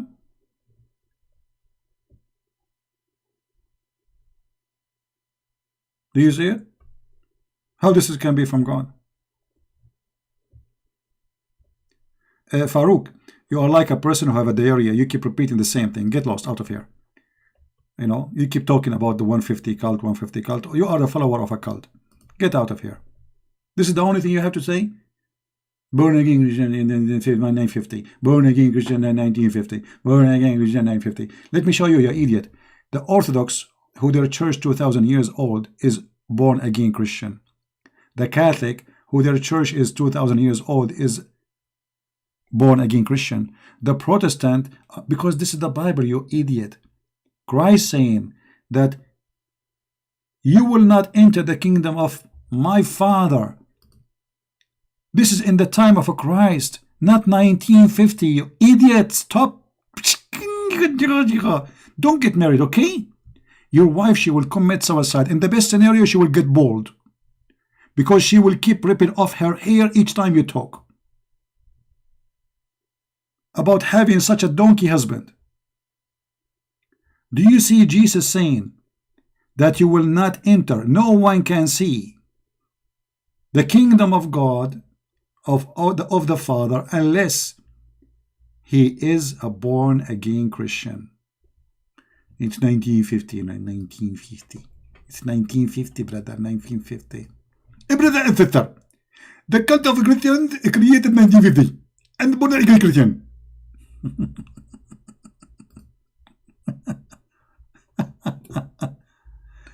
I'm being patient. What do you think? You know, if I am not patient, I will not be able to talk about this topic all this year. Trust me, this topic will make you have heart attack. Because most of the time you feel you are talking to the walls. I mean, we have to repeat the same thing 100 times to make the Abdul understand or listen. Now, who is a Muslim will tell me how Muhammad, he knew the judgment day and he says such a statement? And who is the one told him that? Allah. This is about the judgment day. Allah told Muhammad that judgment day, when the judgment day happened, the Roman will be the major population of the earth. Let me find you the news where the president of Italy made an alarm for the Italian that you don't have babies. Our population is declining, you idiots. This is what happened when the country became liberals. Everybody is selfish. Nobody want to have babies. The country will die. Stupidity. Let us see.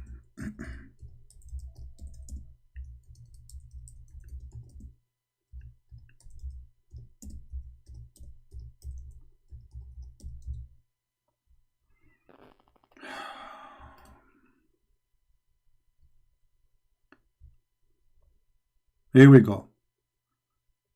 When the news appear, look how embarrassing for Muhammad. How embarrassing. Look at this. This is just 1 day ago. Guys, do you see it? 1 day ago. Italy faces what? A threat over low birth rate. Do you see it? 1 day ago. Yet Muhammad the idiot said that judgment day will not come, and the Italian, hey Tony, Lamborghini, the Bambino. According to Muhammad, the Bambinos, they will be #1 populationos in the worldinos.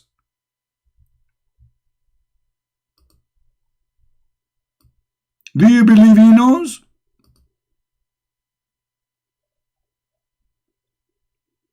This is what Muhammadino is saying, that the Bambinos, Tony and Johnny and Italiano, they will become #1. The pizza will cover all the world, the pizza. Everywhere you go in the world, the Italiano, eating pizzano.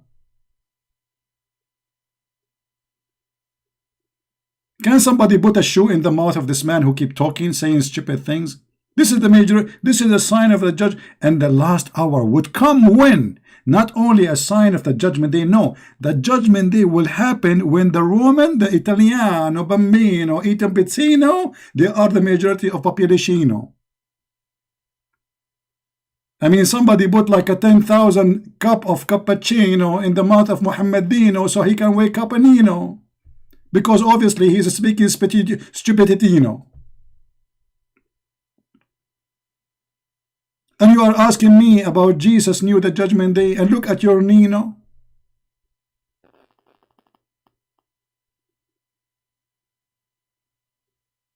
This is a prophet of God. The Roman brother, hey Tony, brother, come over, Tony. Look what the Prophet Muhammad say about Bambinos, Tony. He says that all we ask the Italiano, they will become #1 in the whole world, Tony. Tony, do you hear me, Tony? I think not, excuse me. Tony is eating pizza. He's going to shoot somebody from the mafia and come back from Sicily. #1 population in the world will be the Italiano. Where we can watch this in Rai TV.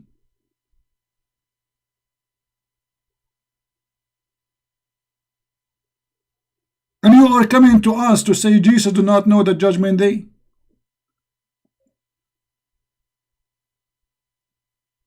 What the heck, Yano, brother?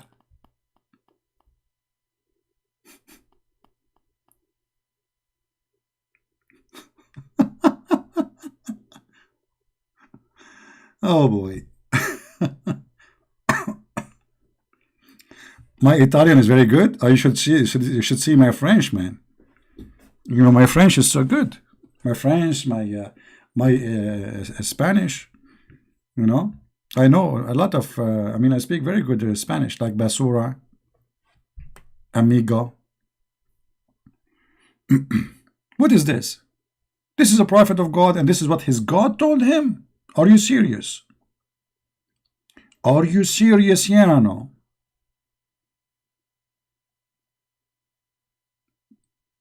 You know what the Muslims are? Like when Jesus said, before you look at the little thing in the eye of your brother, what about you see the big piece of wood in your eye? This is the Muslim. You want me to speak Spanish? Let me tell you this story about Spanish. Once I have a guy, he's a Mexican. He come and he throw garbage in front. He put it in the front, like in my trash can, So I told him, he don't speak English. So I told him, listen, you cannot throw your garbage here. Throw it in the front of your house. The guy, he's saying, Basura, Basura. I said, okay, listen to me, Mr. Basura. I thought this is his name. I said, nice to meet you. You cannot throw garbage here. He said, Basura, Basura. I said, okay, I got your name. Your name is Basura. We got that. So now, can you please stop putting your garbage here? Throw it in the front of your house. And then he keeps saying to me, Basura, Basura. Then a guy was walking by. I said, can you translate for us, please? He said, Basura mean garbage. I said, uh-oh. Okay. I thought this is his name. This is how good my Spanish is. Oh boy. Oh, let me tell you this story just for a break. Forget about Muhammad stupidity and l'Italiano. Once I was in a restaurant. It's like an open buffet. A guy, he was with his wife in the front of me, and they get the dish of food, really very delicious. So he was pointing his finger about the dish, and he said Bonita. So me, I thought this is the name of the dish. Bonita. Okay, that's easy. Second day, I went to a restaurant, but it's not open buffet. The waitress, she came. I said to her, Bonita, I want to eat Bonita, So she laughed, and she went. And then she walked by, and she looked at me, and then I say again, Bonita, And then, like, she laughed. She go to talking to the girls. I would say, what's wrong with those people? Why you are talking and looking at me? And then she came back, and she have a paper, have her phone number in it. So what's wrong with this restaurant? I asked for food. They give me a phone number?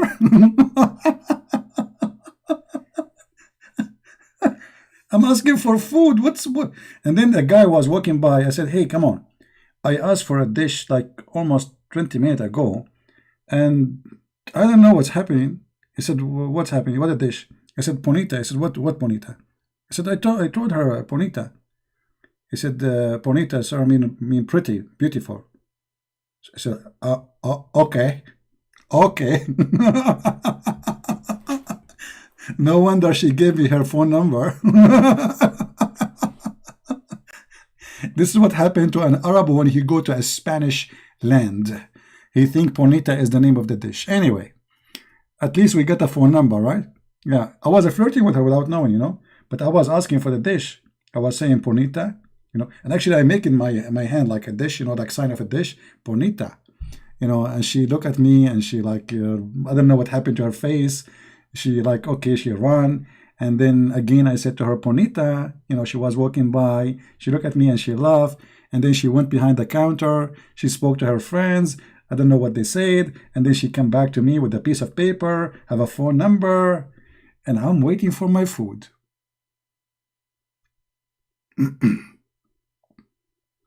All right. Bonita. I'm so glad that Muhammad did not hear this word. Otherwise, he will make a hadith about it. He will make a story, and he will make it coming from his God. Bonita, yeah, Bonita.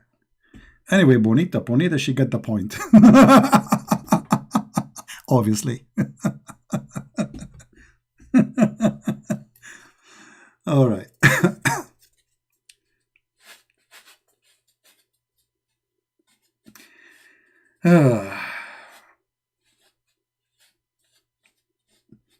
Yeah, I'm still the guy actually, he told me we don't have, so I don't know what dish you want. So he brought me a menu. None of those food is the one I saw in the restaurant in the other one, and I do not know the name. So, all right.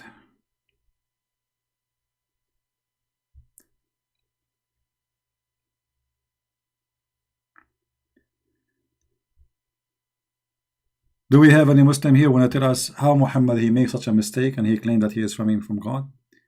Peace be upon him was 62 years old when the time this common knowledge. Why you do lie about this? What common knowledge? This is from God or common knowledge? Call me Wahid, call me. Guys, look what Wahid said. Muhammad, peace be upon him, was 62 years old at the time. And this is common knowledge. It's common knowledge to say that Judgment Day, when happened, the Roman will be the majority of mankind.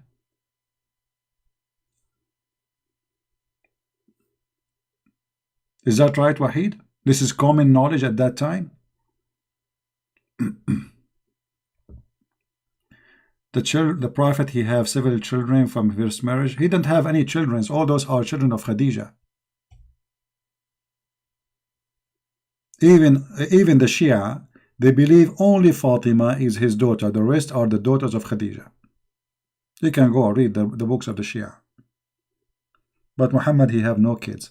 And when he have a son, his name is Ibrahim, Umar al-Khattab, he heard the news that people, they are saying that this is not from his wife, this is from Mary the Copt. And Mary the Copt is sleeping around with the slaves. To the point Umar, he wanted to kill her cousin, but when he went to kill him, he found that he have no penis. But obviously she's sleeping around. Even Aisha, she said to him, don't you see he don't look like you? Why you are crying? Wahid, your prophet said, I was the most weak person between all mankind in sex. Did he say that or I'm lying? Did he say that or no? He said that. Why he say that? Because everybody is making fun of him. This is why he exaggerate about his God, give him a dish of shish kebab. He ate it, he got the power of 40. And I'm not sure how he measured the 40 thing.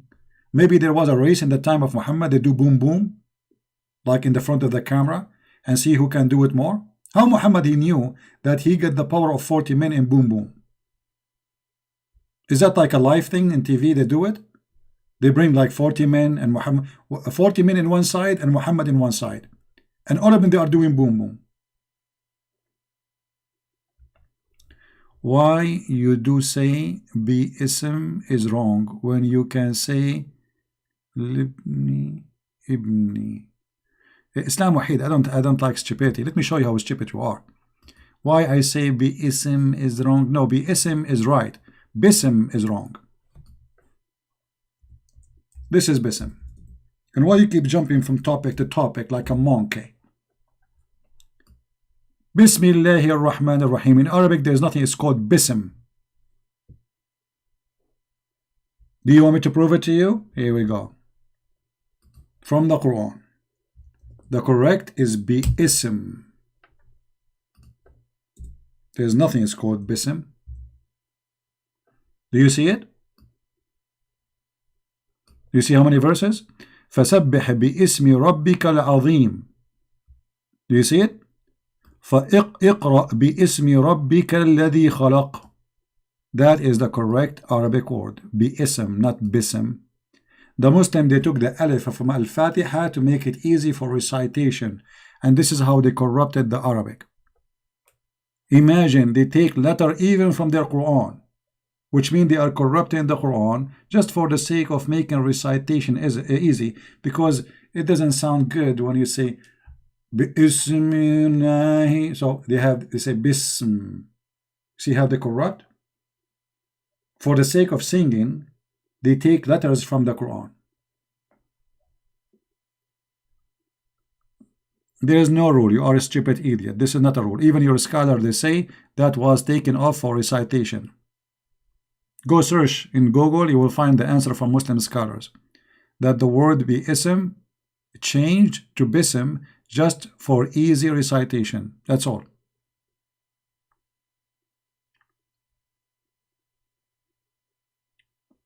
By the way, Islam Wahid is the woman who called me using voice changer, and she got her prophet busted. Okay, show me the rule. Show me the rule. Show me the rule where it says that Bi-ism became Bism. I want to see the rule.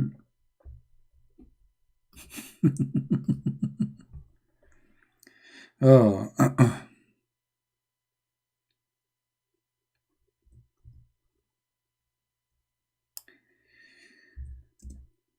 And I can get you busted if you call me, and I will make you read live on air your scholar saying that this was changed for the sake of recitation, with no mercy.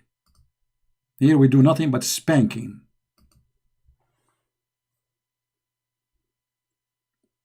Yes, my Skype is open. Call me. I will call you. Here we go.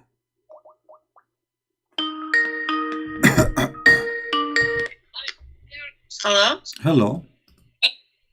Hello? Yes, I hear you. Go ahead. So when you say to my, how do you say to my son in Arabic? Well, first of all, I want to ask you, are you asking using your voice changer?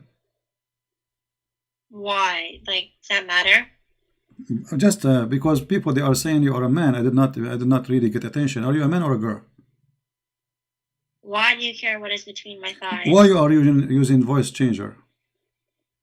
Is it true when they say that you're a Christian predator? Christian predator? What does that mean? You told that Muslim sister that you want to have sex with her? Well, the one who told you that is a filthy idiot. Do you have a proof? Well, you were asking her for her panties and for her boobs. That's a lie. That's a big fat lie. I was reading for her a hadith where your prophet said, suckle me. And she is your sister, she is a whore, like you. Because if you are not a whore, you will not lie saying such a statement. Your sister, she was saying that Jesus, he played with his mother boobs. So do you think a Muslim woman, she is not a whore, will say that? I think she was wrong by saying that. But No. I'm not asking you if you're wrong. Why you are lying? She is the one who said that Jesus, he played with his mother boobs. Does that make her a whore or a good woman? If a Muslim woman, she said that about Jesus, and you Muslim, you claim that Jesus is a prophet of Islam. So if a Muslim woman, she said that Muhammad, he played with his mother boobs and he was a guy, is that woman, she is a Muslim or she is a bad woman and she is a whore?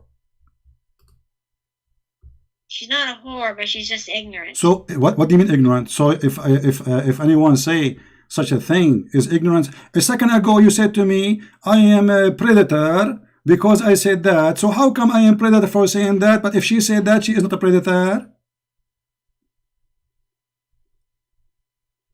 She didn't ask for sexual pleasure. I did not ask her. You are a liar. I was reading for her. I said to her, well, in fact, your prophet is the one who ordered women to do breastfeeding for adult. Suckle me. So now let me ask you, as long you are saying that the one who says suckle me is a sexual predator, that means your prophet is a sexual predator. You are exposing your prophet. Thank you very much. Do you agree that your prophet is sexual predator? Because I was reading your prophet hadith. Which hadith is that? Suckle me hadith. This is why I said to her, suckle me. Oh, when it says suckle in the hadith, it means to transfer milk into a container. Really? The word suckle is suck, to suck, not to drink. He said ardi'i, not give him milk to drink. Yeah, so to put the milk into a cup. That's a lie. Can you show me the reference where it says such a thing? Your prophet, he never that. He said suckling. Suckling is to suck from the nipples, not to drink from a cup. And you are lying again, using your voice changer, Fifi. Here we go. Your prophet, he ordered a woman. If this is a problem, if this is not what your prophet is saying, as you are saying, it's like a drunk to drink from a milk from a cup. Look what the woman, she said. She said, how I can suckle him and he is a grown man. Suckle him. How I can suckle him and he is a grown man. So the woman, she is clearly understand that suckling is something can be done for a child. Drinking milk, anyone can drink. She did not say, okay, I will give him a cup of milk. No, she said, how I can suckle him and he is a grown man. Okay, just like not to jump topics. How do you say to my son in Arabic? Don't change the topic. That was my original No, topic. now we are going to show everybody who is a sexual predator. You are a liar like your prophet. You insulted me, and now you are in the corner because the one who said to a woman, suckle me, he is a sexual predator. You are the one who said that. So what kind of a prophet saying to a woman that a man he can say suckle me to you and he is a grown man? To the point even Aisha, she used to order her nieces and her sister to suckle anyone who want to enter upon her. Okay, so when a prophet says it, it's okay, but are you a prophet? So a prophet, he is not a sexual predator if he say to you, suckle me? No. And you are going to give him your boobs to the prophet? It does not say to the prophet. To who then? To the man. Okay, I'm a man. Here we go. You are going to say he is sexual predator. He's asking me to suckle my boobs. Allahu Akbar. You see how filthy you are? You just admitted that your prophet is a crazy man ordering Muslim women to give their boobs to any man walking by. You admitted that. You just said that. So if a Muslim man, if Mimi hijab, he walk by and he said to you, suckle me, you will give him your nipples, do you?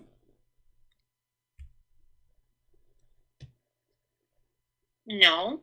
You just said you will do. You said the prophet says so, so I will do. I ask you, if the prophet says that to you, you will do. You said yes. If the prophet said it? Yeah, the prophet said that. Who said that? The prophet, he said that. I just showed you the hadith. And Aisha, as you see, this is the hadith Sahih al-Bukhari. And there's many hadith. This is Muwatta Malik here in front of us, saying that Aisha, she ordered her nieces and her sisters to suckle any man when they enter upon her. And he had to suckle them 10 times. And you said, yes, you will do it. So why, if you suckle a strange man, that will not make you a sexual predator and him sexual predator? But if I ask you about your prophet teaching that, that will make me sexual predator, because you Muslims are hypocrites.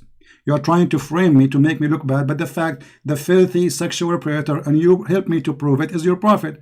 Because you just said, the one who said to a woman, suckle me, he is a sexual predator. And it's your prophet who ordered all men to say to any Muslim women, suckle me. And you said you have no problem with it. Did you ever suckle anyone before? Or any man, he asked you to suckle me to practice Islam or no? No. Why not? Isn't it this is the teaching of your prophet? Are you ashamed of it?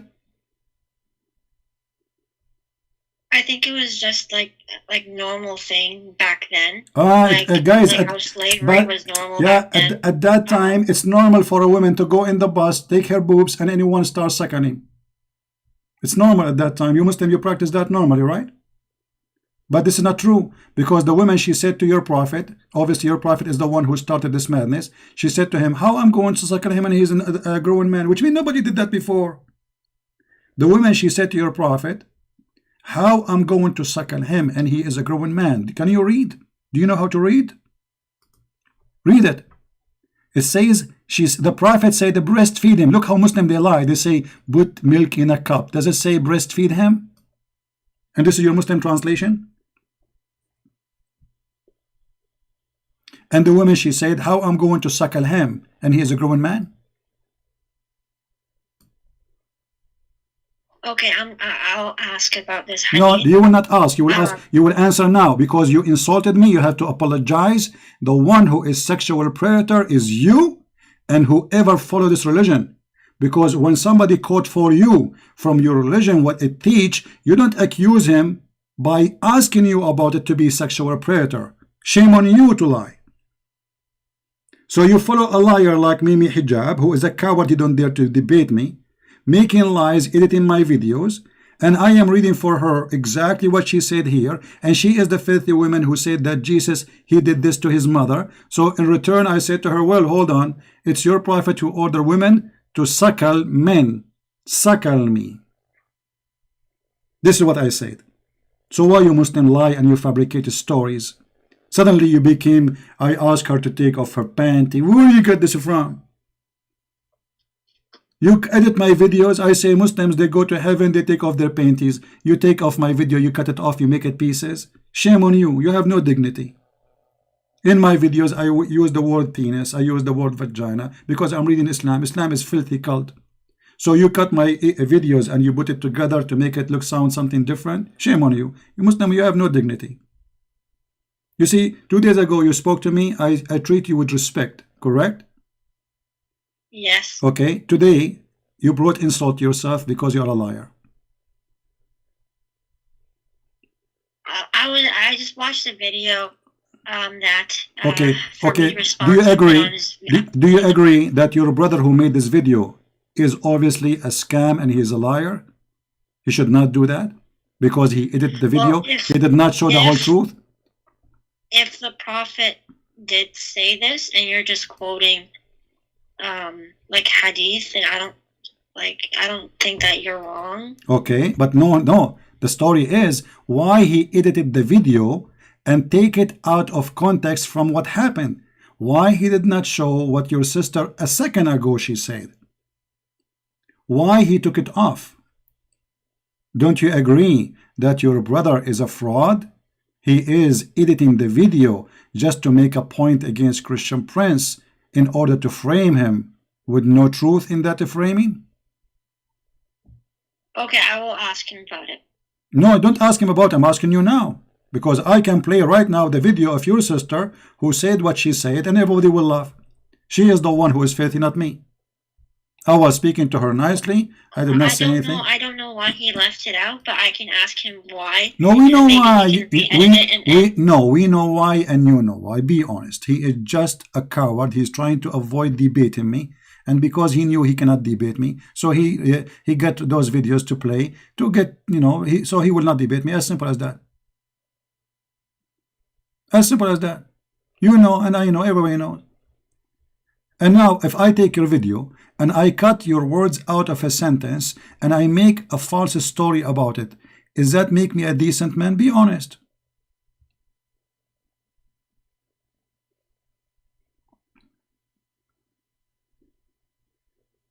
I don't know why it was cut like that, but no, you know. Stop saying you do not know. You know. I don't believe that you do not know, and especially now I explain to you why he cut it off. It's obvious.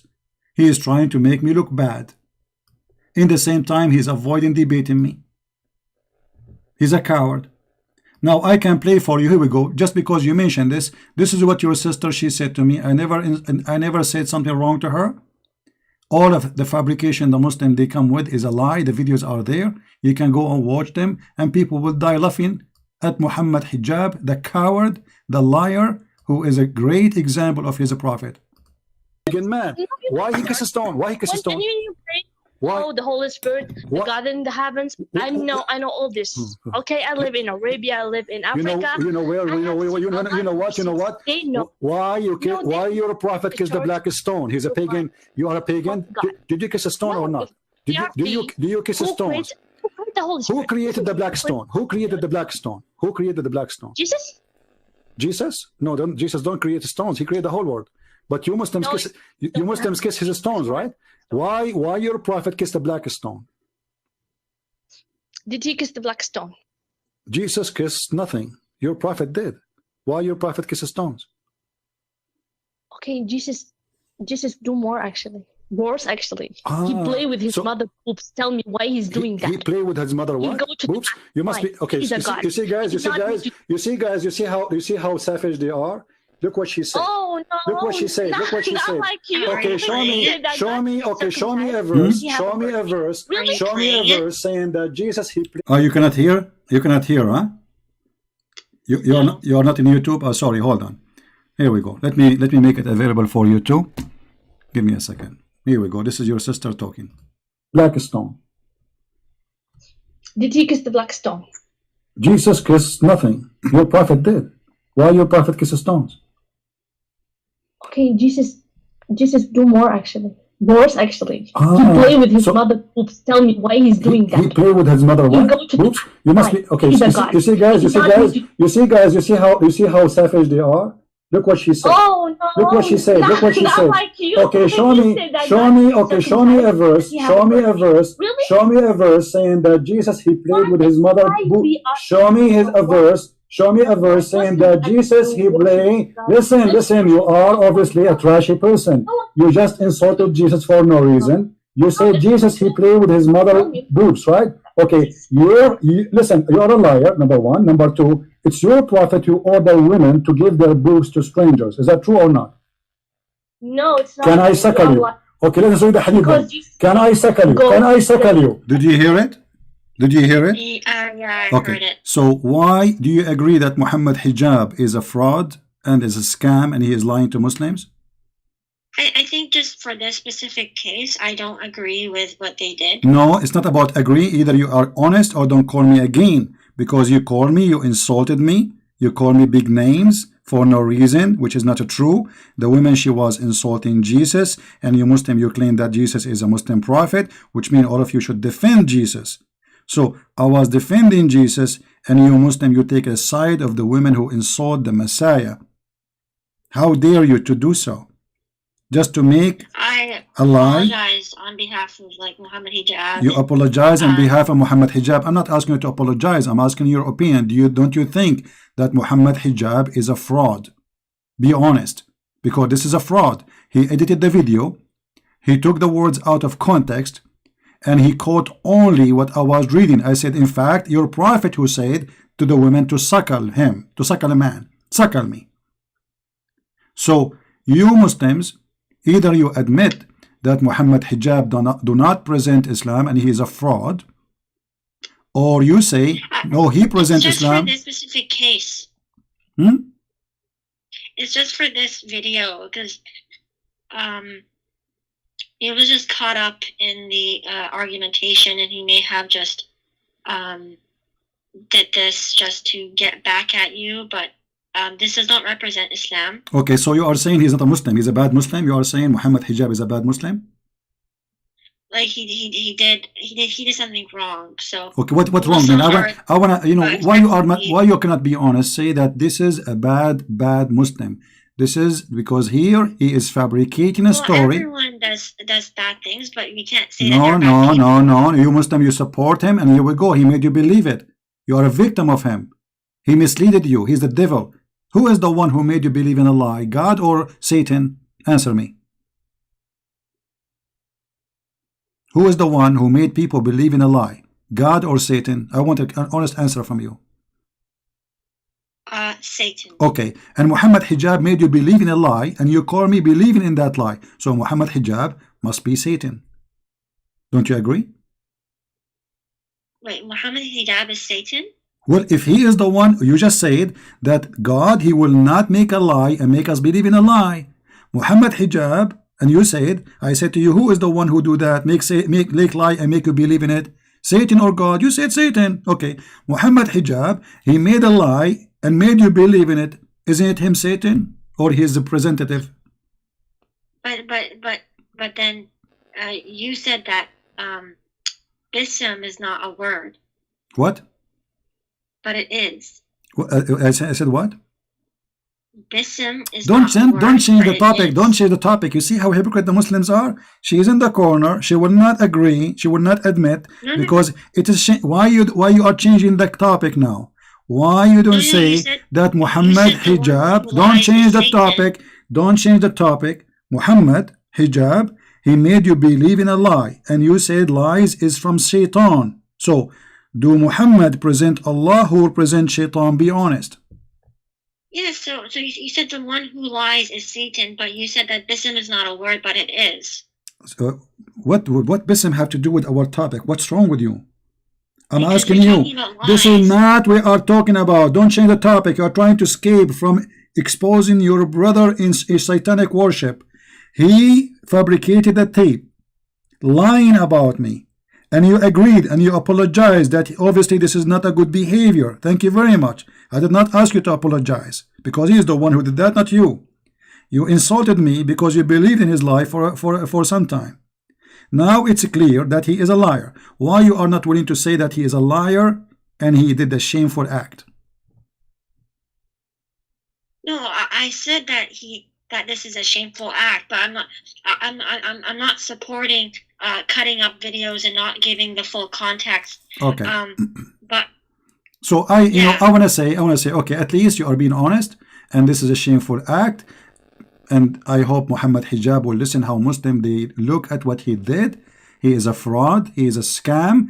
I'm not saying everything he does is a fraud or a scam. No, you said if you lie, you lie. You are a liar. That's it. Nobody can trust you. Nobody can believe you. This is a lie, fabricated on purpose, not a mistake. Cutting my videos, putting it together to make it look different from what it is, and then making Muslim believe that I said to a Muslim women, he may have not heard it. No, he may have not heard it. No, he heard it. So you are saying to hold on. So he did play the video. He did not heard it before. This guy preparing for this for 2 months. Anyway. Thank you for calling. Thank you for calling. We got you busted. You and your prophet, and you Muslims have no dignity. Editing my audio to make a lie. And you know, and then they said, Christian Prince, he said Muslim women have AIDS. It was the Muslim who was saying that. They said, Christian Prince, you know, you must be single until now because the Christian women, they have AIDS. It was the Muslim saying that. And I was responding. I mean, look how they flipped the truth upside down. Do you see the hypocrisy? If they say it, it's okay. If I will respond to them, it's not.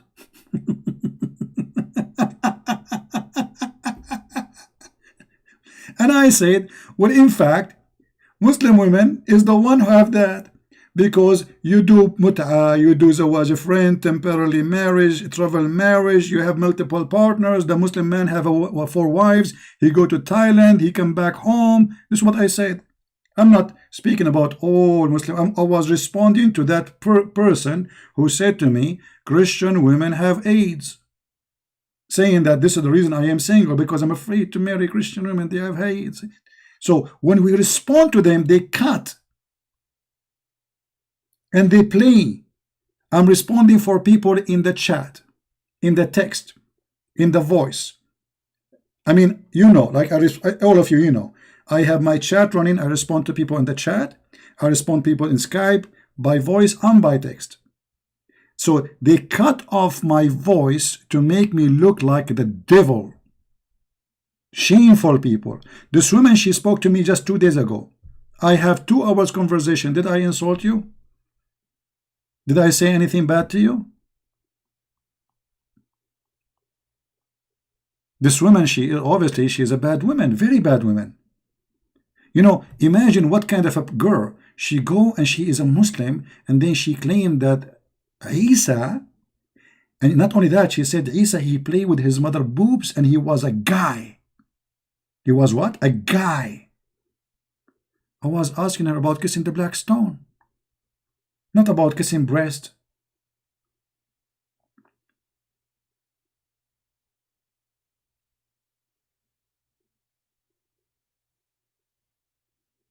Do you see how we can get them busted?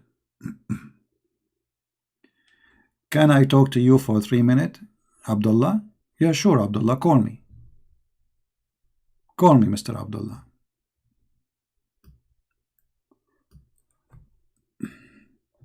Go ahead.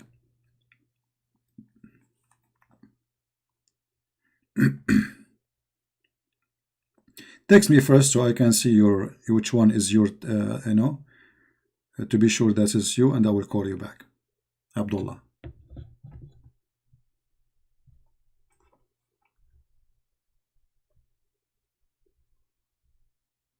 It's a shame. It's a shame, you know. We don't cut a video of people and edited the voice, edited the sentence, and fabricate and lie. And in the top of that, it's a shame that Muslims, they supported a woman. She insulted Jesus. I'm not talking about this one who called me now. Yeah, maybe it's a man making a voice of a woman, obviously. But it's okay.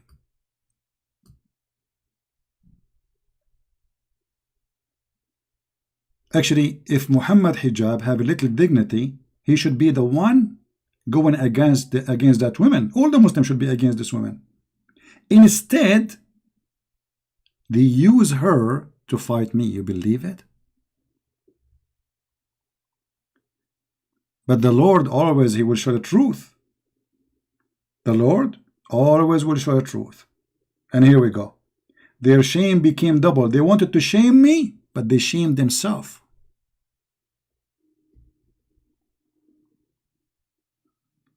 You know what I mean? They wanted to shame me by framing me, but they did nothing but they shamed themselves. The Lord is amazing, my friend.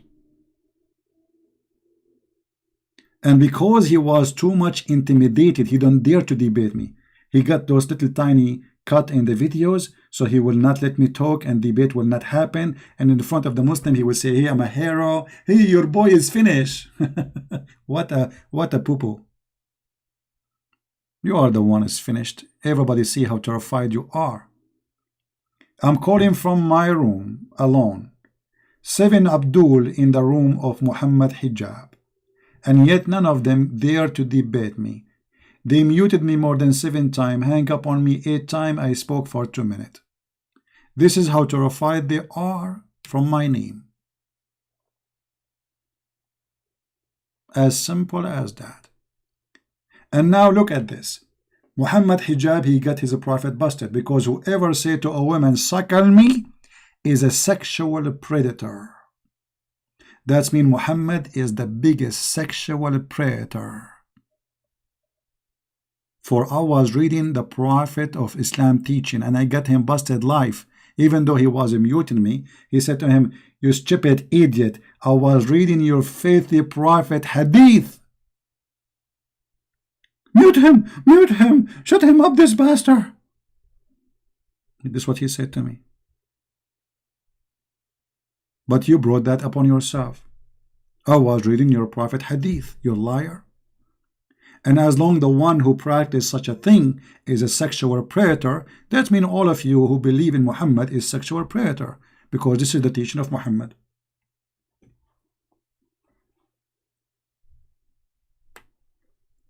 Are you blind?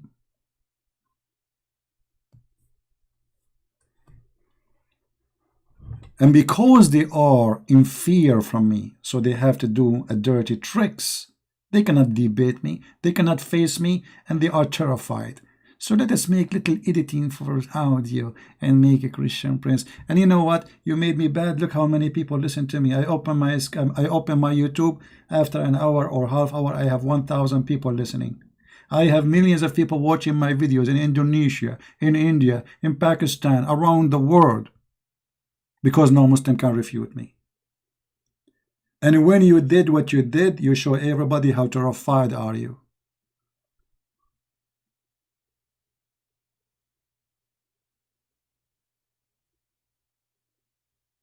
That is the truth. Prophet who teach women to give their boobs. And they say to you, Christian Prince, he said the word poops. Is it a Christian for you? Is it a Christian teaching to say the word such a thing? Oh, I'm reading your Quran. Even your Quran promised Muslims women with big boobs. So look what is my crime. I quote their Quran that make me filthy. You believe it? I quote their prophet that made me filthy. Thank you very much. You just proved that your prophet and your God is filthy. For quoting your God make me filthy and I need to take a shower, I agree. That proving my point. This is God in the Quran, chapter 78, promising me women with big boobs. Do you see it? Do you see it? Hold on. I want you to take this to Mimi Hijab so he can use it in a video. Tell him, a Christian Prince, he made a drawing to make explanation for the Quran, brother. women with big boobs. Brother,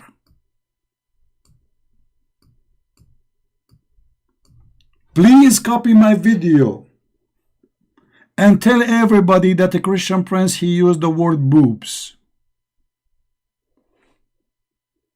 This is your Quran. So if we quote your Quran and we show how stupid your God, that will make us bad? Shame on you, potato. Brother and sister, there's the person in the Christian Prince, and he always speak about boobs. In fact, the Quran, he said in chapter 78, verse number 22, that Allah will give women big boobs. And there is a reason for that. Brother, if you remember when the flood of Noah happened, if you have a woman and she have a big boobs, those boobs, they can work like a balloon, and they will make you float in the water. So it is my fault to use the word boobs, but if Allah say the word boobs and big boobs, it's okay.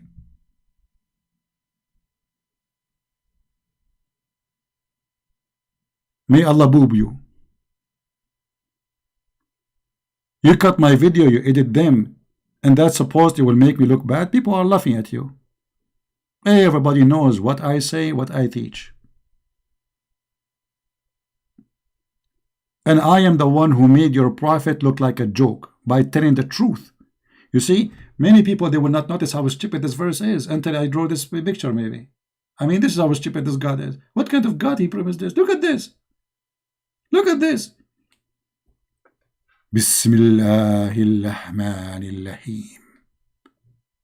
I am Allah promising you women with big, huge boobs. Sorry, this one is damaged because it had an accident 2 days ago. Even the nipples education changed. And that will make me bad? Okay, man. Say whatever you want. People are laughing.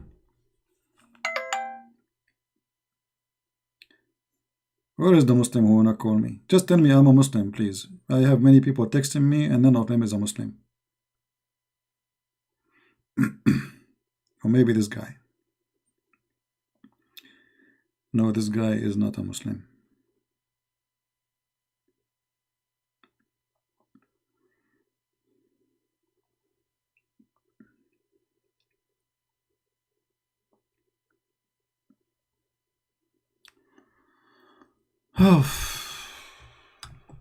Anyway, sorry for the. By the way, I'm artist since I was a kid. As you notice, my drawing is so fantastic. I mean, so good, unbelievable. I mean, I was like #1 in school, brother. You can tell. My drawing is really, really good. But by the way, I was the only student in the school. Let's see. Somebody wanna call me? His name is Abdullah. Hello? Yes, my friend. Go ahead. You're live on air. Yeah, I'm Shivan. How are you, CP? How's it going? I'm fine. Are you a Muslim? Look, I'm ex-Muslim, but just can I talk to for 3 minutes, please? Sure. Go ahead. Go ahead. Okay. Look, about Sahla bin Suhail, when Muhammad asked her to give her nipple to Hudayfa, Salim Mawla Hudayfa, if you go search Arabic literature, at that time Sahla, she didn't have young kids. Her youngest kid was 14 years old. That means Sahla, she didn't have even milk. That's a very important point. True. Muhammad was healthy. If you go read Al-Dhahabi, Sirah Alam al-Nubala, or even Athir, or whatever, all the Arabic literature, Islamic literature, the oldest child of Sahla at that time when Muhammad asked her to give her nipple to Salim Mawla Abu Hudayfa was 14 years old. That means Sahla, she didn't have milk. Exactly, and same as You know, that's a very important point. exactly. Just I want to answer that girl who was talking to you before, said you have to squeeze into a cup and then drink. No, that's not true. Even it's not necessarily for ladies to have milk, for example. Aisha has done that by herself, as Ibn Rajab say in Sharh Sahih Bukhari. Even Aisha, she didn't have kids, she didn't have milk, but she has done once by herself. So this is not necessarily. And if you look at Sahla, she didn't have children at that time. Her youngest son was 14 years old. And women, just I want to stress out about this important point. Even goats, if they don't have babies, they have no milk. I mean, it's very well known that you know, human being, animals, they have milk when they have babies. Correct? True. Yeah. True. So, but here Muhammad was filthy because these ladies, she didn't have young child to have milk. So it's not important to have milk or not. No, just to suckle her. To suckle. What is important is just to suckle her breast. Not there's no milk. Yeah, exactly. Yeah. Exactly. That's the most important point. People have to stress out about this important point. So it is Islam is Muhammad God a revelation from Satan. It's satanic worship. They have to know that. There is no respectful man ask ladies, take out your boobs from bra and put in the mouth of someone else, regardless if you have milk or not. Both ways is bad. But in this case, Sahla say a youngest child was born in Habasha. Okay, when the first time, as the 5th year of Muhammad's prophecy, they went to Habasha during that time, she had one child born. So by the time when Muhammad asked Sahla to put boobs in the mouth of Salam, it was around year 6 in Medina. So Sahla's youngest child was 14 years old. She didn't have milk at all. And not only that, this goes for all Muslim women now. It's not about just Sahla. As you see, even Aisha, she practiced that, and she ordered her nieces and her sisters to do that. I mean, how in the world? And what is the point? They were practicing. Not only that, practicing till a few years ago in Saudi, and all Kutub al-Fiqh al-Islami. Yes. It's there. It's mentioned that they have to do it. Abdullah, there's a fatwa. There's a fatwa. You can search it. All Muslim scholars agree that breastfeeding for adult will not make the person unlawful for you, which means still he can have sex with you. So what the point? No, exactly. It is. Look, Muhammad is satanic. He was, psychopath. So everyone should know that. Basically, that's we should give this message to people that he was satanic. Basically, so according to Quran, Satan can send a revelation, and also God can send revelation. According to Quran, we have 3 verses in Quran that Satan is able to send revelation, and Muhammad got revelation from Satan. He's satanic. He's psychopath. So that's the most important point. Just I want to point out here that it's not important for ladies to have milk or not. You can't be a girl not married. Still, according to Muhammad, you are allowed to put your nipple in the mouth of a man to become forbidden from that man. Yeah. This is Islamic teaching. Exactly. Well, thank you very much, my friend, for calling, and feel free to call us from time to time. No problem at all. Okay, take care. Thanks a lot. Bye-bye. Thank you. Bye-bye. Now, the one who called us, the one who do not know, this is I don't know him actually. His name is Abdullah, as I see in Skype, and he's an ex-Muslim. And actually, I have to agree with him and everything. None of the information he said is wrong. The woman, she is not a young woman actually, and she don't have a baby to give milk. So she will suckle what exactly? What exactly she is going to do? And what is the point of this? Even though Muslims, they agree that if a woman, she suckle a man, still he can have sex with her, he can marry her too. So what this is for?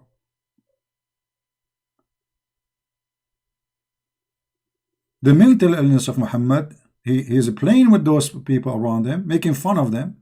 He's a crazy man.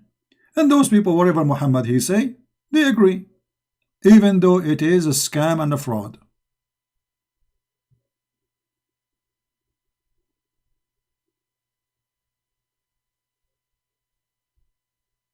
How in the world this person can be a prophet of God? Who can believe in that? And the funny, the Muslims, they play victims when we quote what their prophet said, making us look bad for quoting their prophet teaching. This is how disgusting Islam is.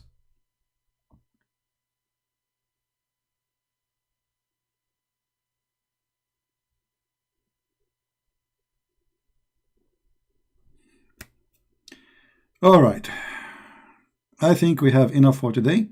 Don't forget, please, to download the videos. It's already past the middle of the night here. I would like to say thank you all. Thank you to Abdullah, to the one who called us. Very nice gentleman. And actually, even the Muslim girl or a guy who is changing his voice, I feel sorry for you. I mean, look, you see how they're victimized by those people, the scammers who lie to them? You are a victim, my friend. You are a victim. Everybody witness. I speak to Muslims in the best manner I can. And when I lose patience with them for they are lying, they will not let me talk, I hang up. This is the best I do. And if I use words, I use Islamic words. Muta, boobs, as you see in Quran. You know, everything I use is from Islam. The Quran says the similarity of those who carry the Torah is the same as a donkey. So if I call a Muslim donkey, he gets upset, or they call me donkey. The Quran calls us donkeys. So how come you can call us donkeys? We cannot call you donkeys. If you believe that this is not right, then you should rip off your Quran. The Quran calls us monkeys, call us liars, call us kuffar, call us najis. What about I call you najis? If I call Muslim najis, they will say Allahu Akbar, discrimination. He discriminates us, he calls us dirty. You call us dirty in the Quran every day. I don't call you najis. I believe Muhammad is najis, not you. You are just a victim.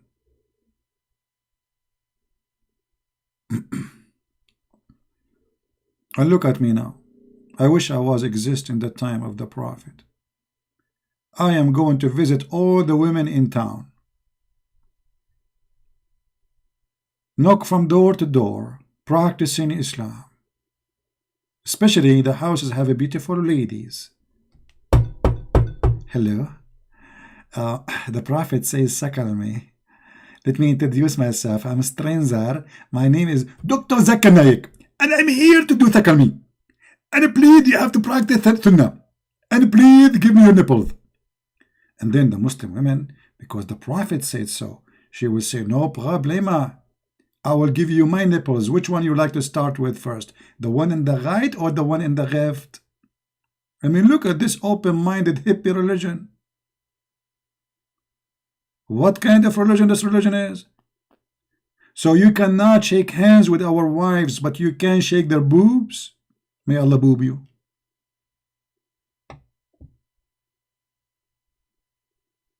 And then they will say, look what Christian Prince he's saying. Look at his language, man. Disgusting.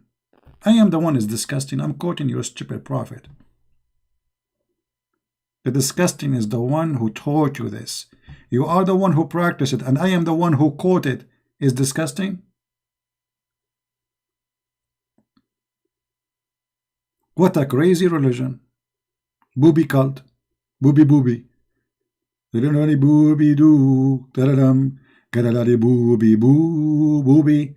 Booby booby. You know, there's a song made about Muhammad. Booby. Booby doo. Booby. Scooby doo. Booby. Booby doo. Notice him. Suckle him. Lulu. What the heck? I'm really, truly convinced that the Prophet Muhammad is a prophet. It's a miracle, brother. And 1400 years ago, the Prophet was the first hippie. The first hippie in history, brother. Suckle him. That's it. As easy as that. I mean, there is no introduction. There is no hello, how are. Just go to the business. Suckle him. Don't even ask him for his name. Just give him your nipples. It's not the state of banana state. It is the nipple state of Allah. You do not even need to say bonita. Just suckle me. Like, hello? I mean, what's wrong with that? Why you people are close-minded? What's wrong with you? We are in the year 2020. We should appreciate this. Man, I wish we can go back on time. We are single people and we practice the beautiful teaching of the Prophet. I will do YouTube channel called Suckle Me. All day long, going from house to house, recording live YouTube of suckling business. Actually, I wanted to open a business in Las Vegas, a drive-through boob suckling. But I don't have enough money for that business. Imagine how much customers will come. We make like little holes, windows, and those believers, they put their boobs, and people drive through, and you know, you pay, and then you suckle. As simple as that. Drive through suckling. Nobody thought about this business before me. I have a copyright over it. What is this? Unbelievable. You need a goodly land. Correct, exactly. Good one. You get to go, Jenny? Jenny, don't go. Don't go. Don't go. Where do you want to go? This is, we are Arab. You cannot leave our chat. We are Arab. It's one place. You enter, you cannot leave. This is Islam, brother. One way. One way ticket. One way ticket to the hell. That's it. You say Shahada, you cannot leave, brother. Where do you want to leave? Close the door. Nobody can leave. What? You leave? You think you can enter Arab chat and you leave as you wish? Are you dreaming? Let me call my cousins in the Middle East. Al-Baghdadi, the very merciful person of Allah, and Usama bin Dajin, and Al-Zarqawi. They are the best experience of mercy and dignity. Oh boy. Alright guys, I want to say thank you all for being here. May the Lord bless you. I'm not going to keep the videos, as you know. I'm going to clean them soon. So please download whatever you want. And especially this part where this lady, she did expose her brother Muhammad Hijab for being a liar. Don't forget to download that part and share it around. Muhammad Hussein, I'm scared of you. My friend, I'm scared of everybody. I'm afraid to call you, and then you open the camera and then you force your wife to suckle me. You see my fear? I mean, look, even Aisha, I'm afraid to call Aisha. It was narrated, Yahya related to me from Malik, from Abdul Rahman, from Ibn al-Qasim, etc., from his father, that Aisha, Allah bless her and grant her peace, she ordered her sisters that no one can enter upon her unless they nurse him. And I am afraid, Muhammad Qasim, that you will not let me speak to you and your wife unless you force your wife to nurse me. And because of coronavirus, I'm really concerned. Otherwise, trust me, I don't mind. I'm hungry. Why I blocked you? Obviously, you are an idiot. People who repeat text, we block them. People who say bad words, we block them. And people who they are crazy, we block them. And look at you. Okay, what you want to do? Answer my call? Nobody is calling me. Anybody hear anything in the Skype? My Skype is silence. Nobody is calling.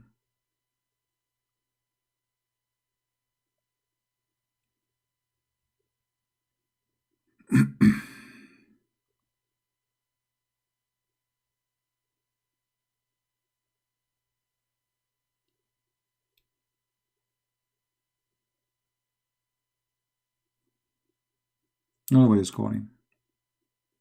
And you know, my friend, I mean, there's no need to prove your point. I'm scared always from Muslim. This is why I open my Skype open, and anyone can call me.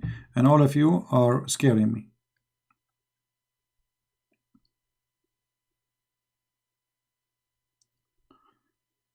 I'm scared. You know, actually, to be honest with you, I will tell you a true story. And the other day, I was asleep. This is a true story. Like, I want to go, but I will tell you this story before I go, because it's very, very touching story. I was asleep, brother. And then in a dream, I saw in front of me a beautiful creature. Very beautiful creature.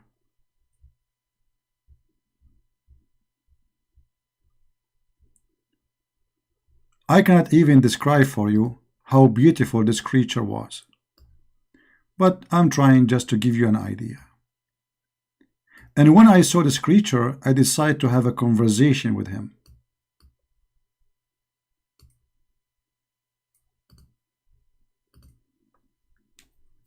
His name is Mr. Donkey.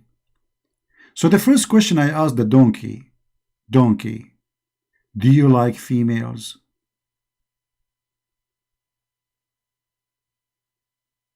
It might be strange that I am asking such a question, I understand. But I always think about animals. I'm very sensitive. Do donkeys like females like us? I was really concerned about the donkeys. I mean, maybe they don't like females. Maybe they are not like, they are not straight. Maybe they are like, they like gay marriage or something. And then the surprise, brother. The donkey, he answered and he said, no, I don't like females. And then I remember the hadith of the Prophet Muhammad, peace upon him, when he said that he spoke to his donkey Ya'fur and he asked him, do you like females? I mean, even your prophet, when he talked to donkeys, he's talking about sex. It's a donkey. You are asking a donkey if he like females. Ask him if he like zucchini. Ask him if he like a cucumber for lunch. Ask him if he like salad. Females. The prophet asking a donkey if he like females. I mean, what do you think he like? I mean, seriously, what do you think he like? I mean, do he have different option?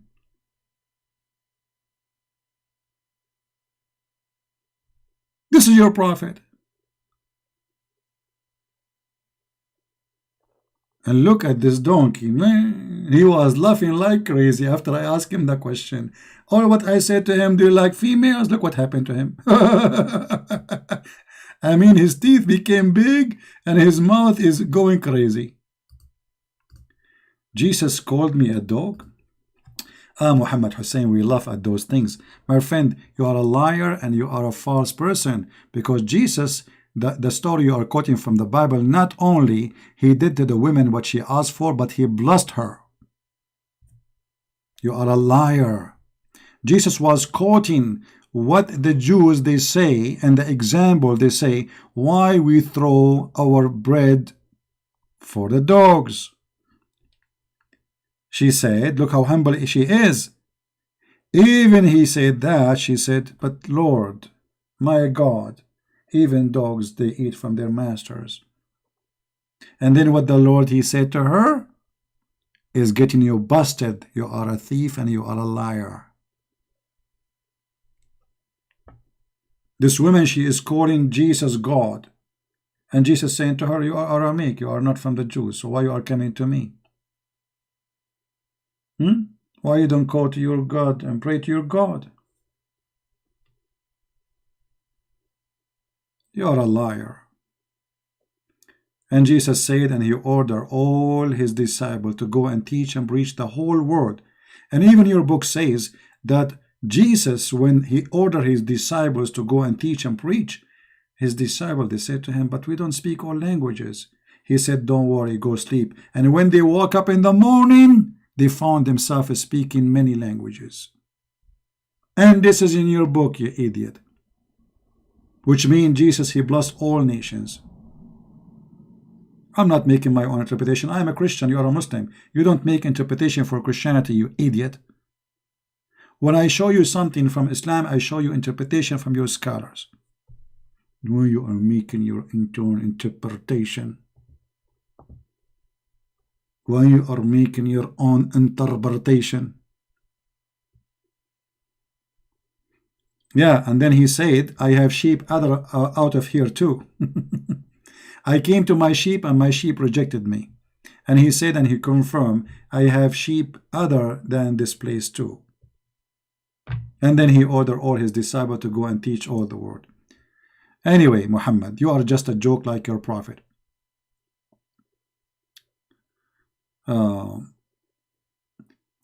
We will try. Is this timing is good, guys, for you? I'm coming late in purpose, actually, so I can reach out to people in India, Indonesia, because I'm really receiving great feedback from those countries. You know, yesterday we have a person who left Islam from Indonesia, and today I receive more names who left Islam today, about 8 people, and they are from Indonesia too. So the total in less than 24 hours, we have 9 people. Let me sure about the number. No, actually, 8 people. 8 people. We have 8 people left Islam just in the last 24 hours. Those they contacted me, and they, you know, they express how grateful they are to learn the truth. So God knows how many they are leaving Islam without contacting us. So I'm really happy for people in Indonesia. I'm happy that they are coming out of this cult and seeing how beautiful Islam is. All right. Yeah, that's why I'm coming late, actually, but I will try to come earlier too, so we can serve people in Europe. Don't forget, please, to download my videos, share them with your friends, and this is the best way we can spread the truth. And you can add subtitle to your let me take off this picture of this guy. I mean, this guy is making me dizzy. What? Just close your mouth, man. I mean, what's wrong with you? Me. By the way, donkeys are very smart animals. Many people, they take them wrong. They have I want to go, but you guys, you are forcing me to stay. Okay, hold on. I mean, what I can do now? I mean, when Christian Prince, he said, I'm going, that means it's going to be like 2 hours later. You know what I'm talking about, brother? You know exactly, right? Okay. Muhammad, he spoke that donkeys, they have more features than him. You believe it? Donkeys and roosters.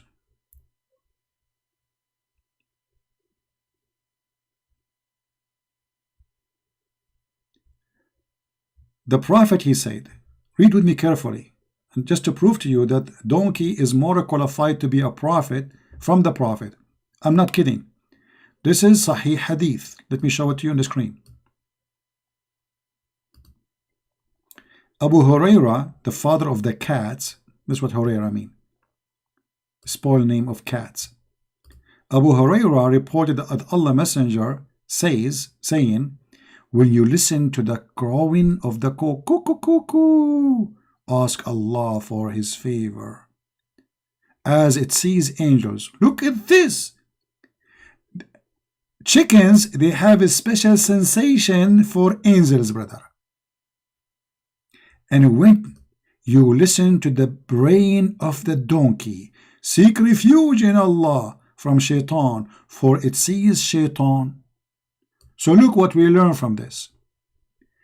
Donkey and a chicken, they are more qualified than Muhammad. Muhammad, he saw shaitan, he did not notice that this is shaitan. Muhammad saw an angel, he did not notice that is an angel. He asked his women to do striptease for him to prove that this is an angel. Which means, a donkey, he can recognize if this is shaitan or an angel, but Muhammad, he cannot. Do you see the proof?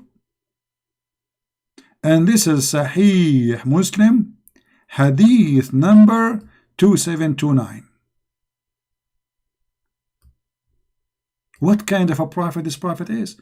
When Muhammad saw the angel Jibreel in his room first time, he told his wife, I see someone in the corner. His wife, she wanted to prove to him if he is shaitan or an angel. So what she did a striptease party.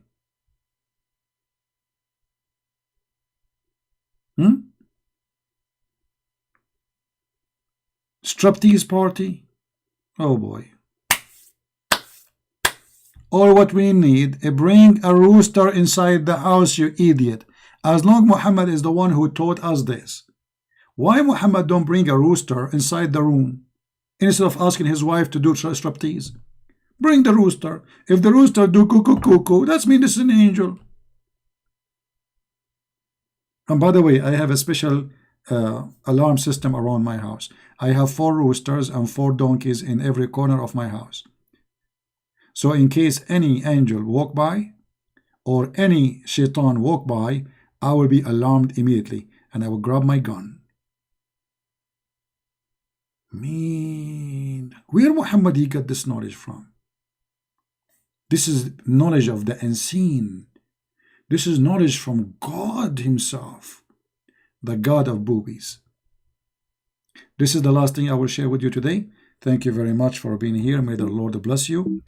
And until we see you soon again, I hope tomorrow if I can. Christ is Lord and Islam is nothing but a fraud.